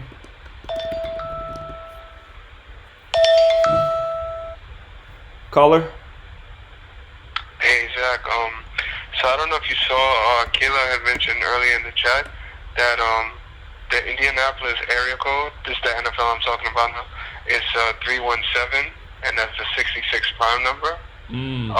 If you didn't, I want to know what you thought about that, if that made you sway one way or the other without...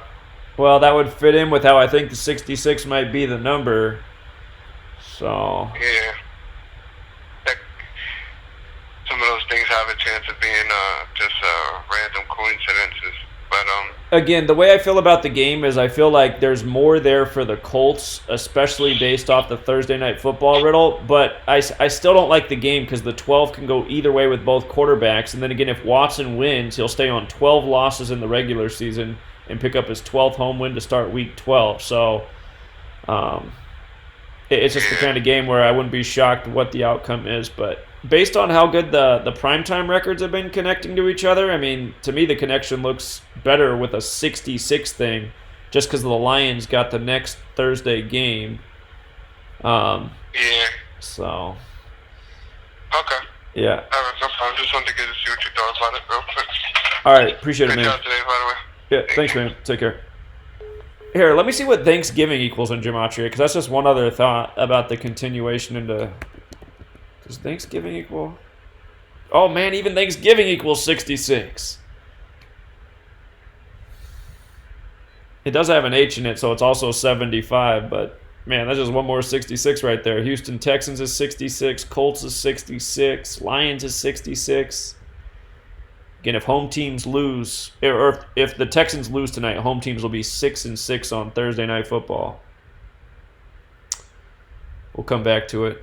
All right, let's see if we can figure out something about this college football game. All right, Georgia Tech College football head-to-head. That did not do what I wanted it to do. There we go.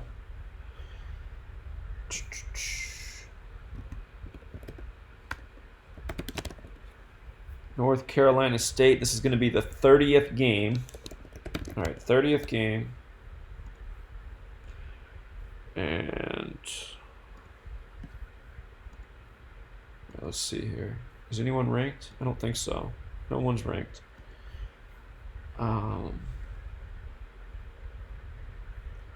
Georgia Tech leads 19-10. And let's see what their record is at home.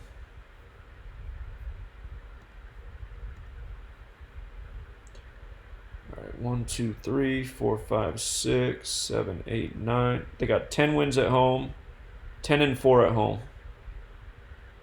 10-4 at home.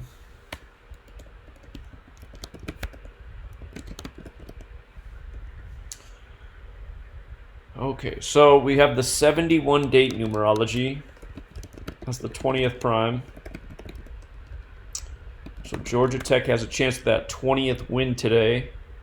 The date numerology would fit with that. It's the 11th month. Let's run some gematria here. Yellow Jackets. Georgia Tech.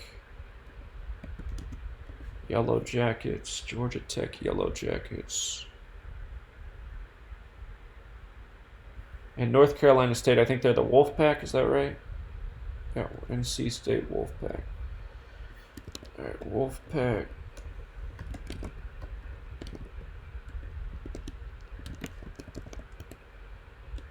NC State's 19. Wolfpack. They kept them on 19 wins in 2019. NC State. Let's try it this way too. Alright, so we got all this stuff here.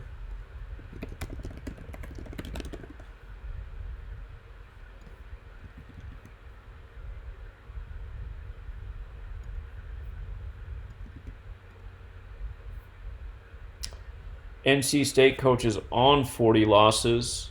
He's 47-40. All right.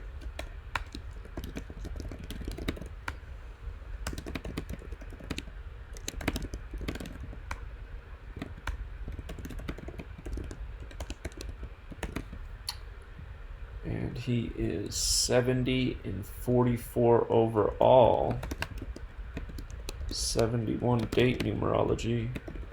Thursday equals 44 as well. We got 71 and 44 date numerology, don't we? We got both those numbers. If you use the roll with S, Thursday is 44. So the North Carolina State coach has a nice little thing going on with his record. And I think those numbers sync up with Georgia Tech. Yellow Jackets is 44. So Yellow Jackets was 44 as well. So North Carolina State's coach has a decent riddle. Let's see the Georgia Tech football coach.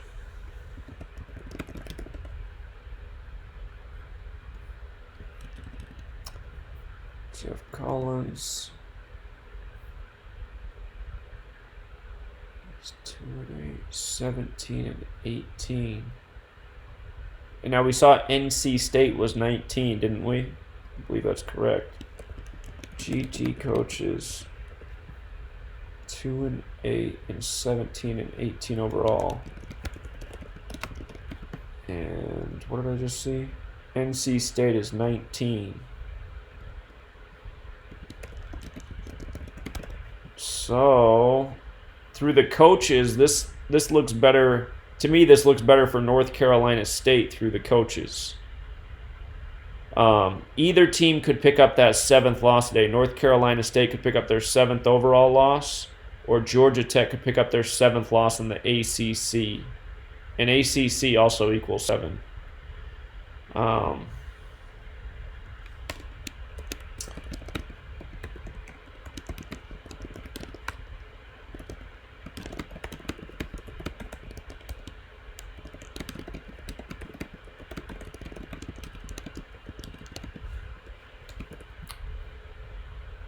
Okay, let's check out the stadium. Games in Georgia, too. Georgia's 44 for another one. Bobby Dodd Stadium, 61 to 18th prime. That's one thing for the GT coach. Stadium name equals 6. All right, here, I'll just write it out. Bobby Dodd Stadium. So that would be something for the GT coach, getting to 18 and 18 in this stadium.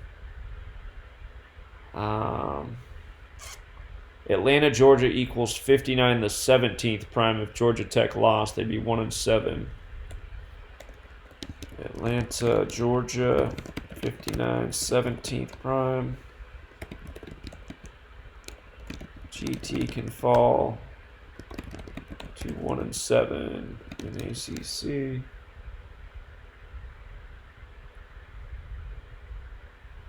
So Georgia Tech's narrative to win is to pick up that 20th win on the 71 date numerology. North Carolina State coach, his riddle is to stay on 40 losses on the 40 days left in the year and get his 71st win on the 71 date numerology, plus stay on 44 losses. Which makes sense because Thursday Yellow Jackets in Georgia are all 44, plus you got the 44 date numerology as well. So his record would be just like the date numerology. And then the GT coach, you can make an argument for him getting to 18 and 18 or picking up that 19th loss. And then the 7 could go against either team. So, yeah, I'm not crazy about this, but I'd say the most convincing riddle here is the North Carolina State coach. His record seems to be the most complete thing going. But still can't say I'm in love with that. Caller? Yeah, did you see the weather on that game? It's funny. When you scroll up to the... the 59 degrees? The level. Yeah, that's funny. That's hilarious. They do that a lot, yeah. Yeah. Hey, I just wanted to call and point that out because it's so funny. So. All right, man. Appreciate it. Here, let me just check out a few more things with Atlanta GA.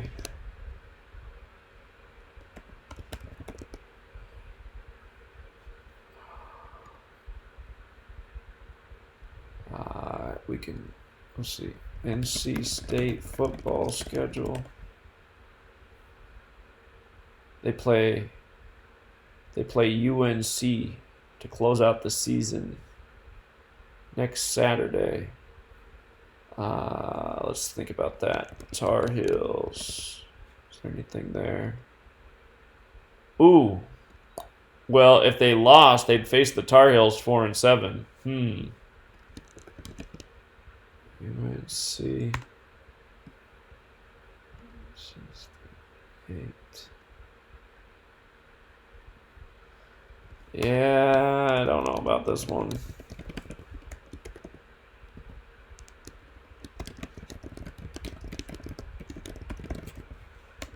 I don't know about this one. Let's see.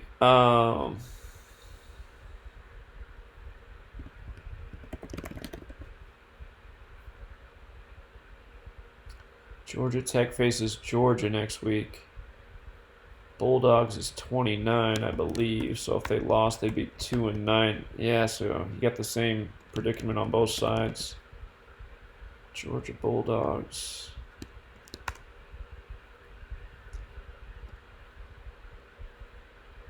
Yeah.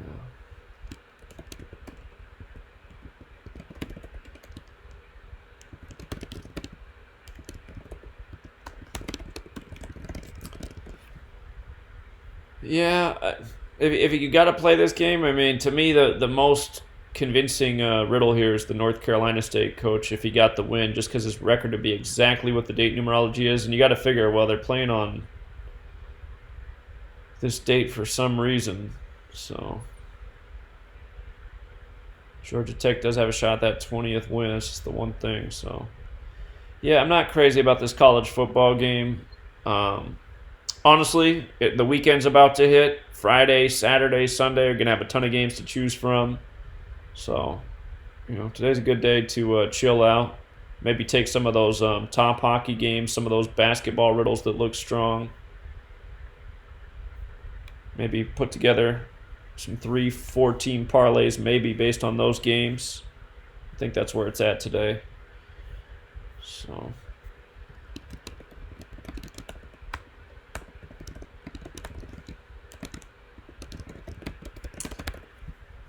I think we can wrap it up there, True Seeker. Good work, everyone. Appreciate the calls. Some great tips today, some great catches, as always. And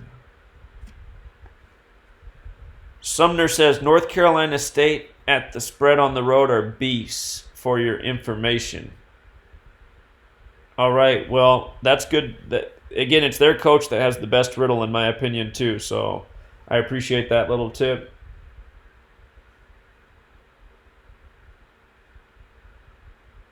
Yeah, Midnight Decipher makes a good point about how 21 is the 6th triangular number. That's something with the Bucks. The Bucks can win their 6th straight game of the season, and they can win their 6th straight game at home against Portland as well. So 6 could be a number that plays today. Let's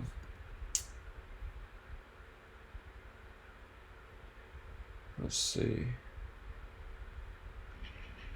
Hurricanes are already all over the Flyers. The Hurricanes were one of the better looking games today. Okay. One thing I didn't check, though, was teams going for streaks of 6.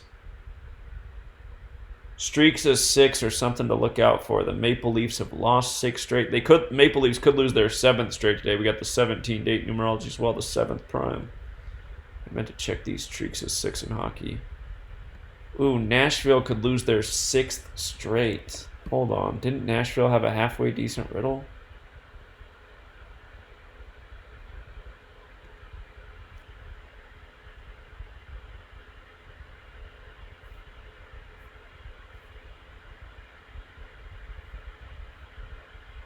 All right. Where's Nashville at? Wow. All right, hold on. Man, I like Nashville today, too. Ugh.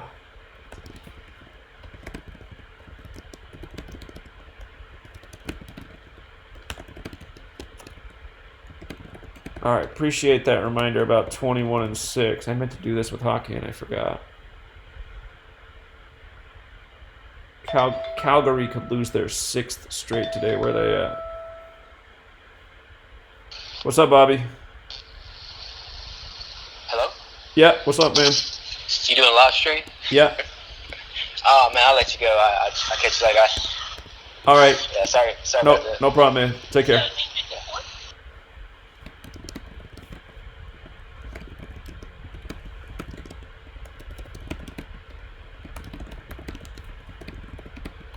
All right, so those are the 2 teams that could have streaks of 6 happen to them, Calgary and Nashville. Man, Nashville's riddle looks good, though. Ugh. And then Toronto could possibly end their losing streak at 6 or get the 7th. Let's see. Their games start already. Toronto has lost 6 straight. 17-date numerology, 7th prime. 21st of month, 6th triangular number. All right. Well, man, maybe be careful on the Predators game. They still seem to have a pretty good riddle, but that potential 6th straight loss on the 21st is definitely something to consider. And they would stay on 21 points as well. Ugh. So, yeah, be mindful of that. That's one thing to consider here. But yeah, college basketball, there's some decent riddles. There's still some hockey games that look pretty good today. So I'd be selective and keep your parlay small. And gonna have a lot more picks here Friday, Saturday, Sunday. So I mean, between Friday through Sunday, there's like I don't know. At least, no, there's more than that. I was going to say at least 60 games. There's a ton of games, so.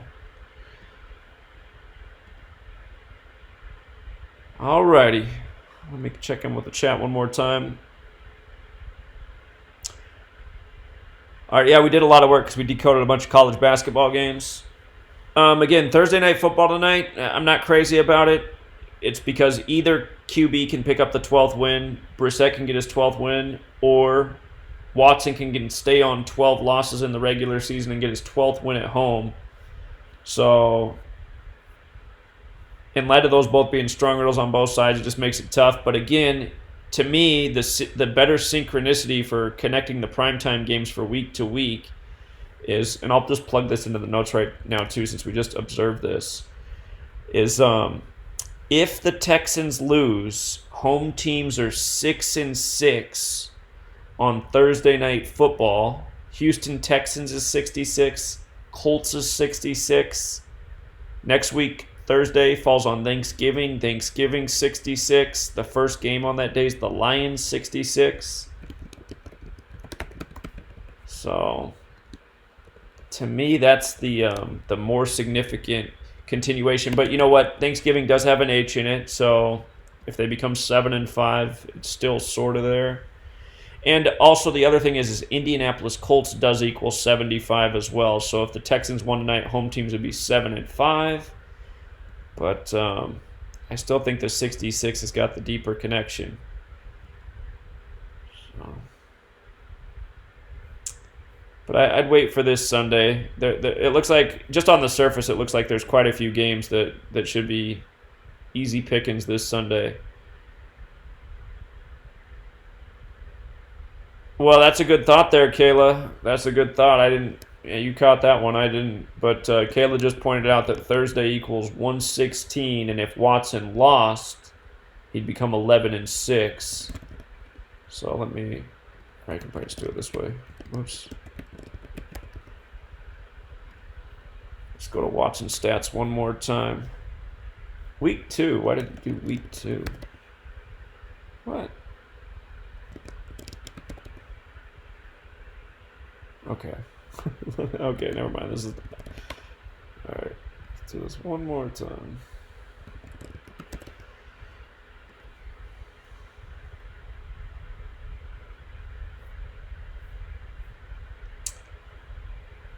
Okay. Again, the 12 that could go against the Colts as well is staying on 12 wins at the Texans. So it's just like, ugh. So if Watson lost, he'd be 11-6 at home all time. Okay, I see. So I'll make a note about that. That's not the regular season stats. That's including the postseason. You got that loss against Andrew Luck last year against the Colts at home. Again, the notes are up. Here, I'll post these notes in the chat too. They were posted Monday night. If you scroll down the wall, the NFL Week 12 notes are there. But I'll post them on the Patreon wall. Or I'll just do that real quick. I'll just put them on the Patreon wall.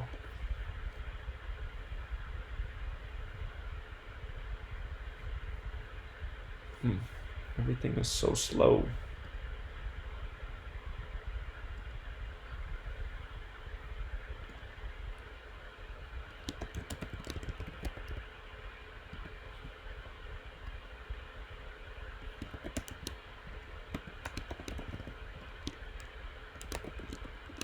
Alright, but yeah, I'm not thrilled about that game, so save it up for Sunday.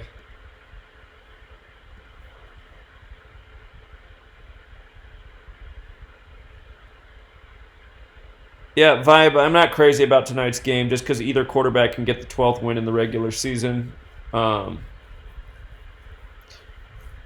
If the Texans lose the game and the Colts win, for the rest of the season, I'm just calling whatever the better primetime alignment is. And I'd say tonight the better primetime alignment is the Colts winning tonight.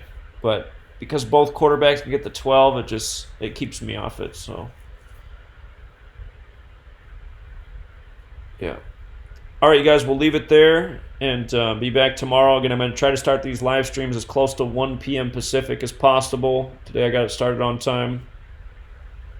And, yeah, I'll see you there tomorrow. And then, of course, Saturday we'll do the big NFL Decode.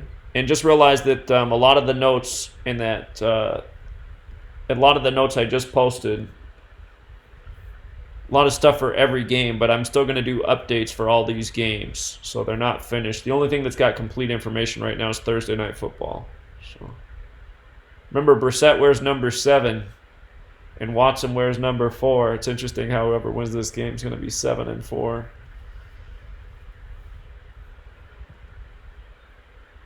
All right, you guys. Good luck. Let's have another good day, and we'll be back tomorrow. Till next time.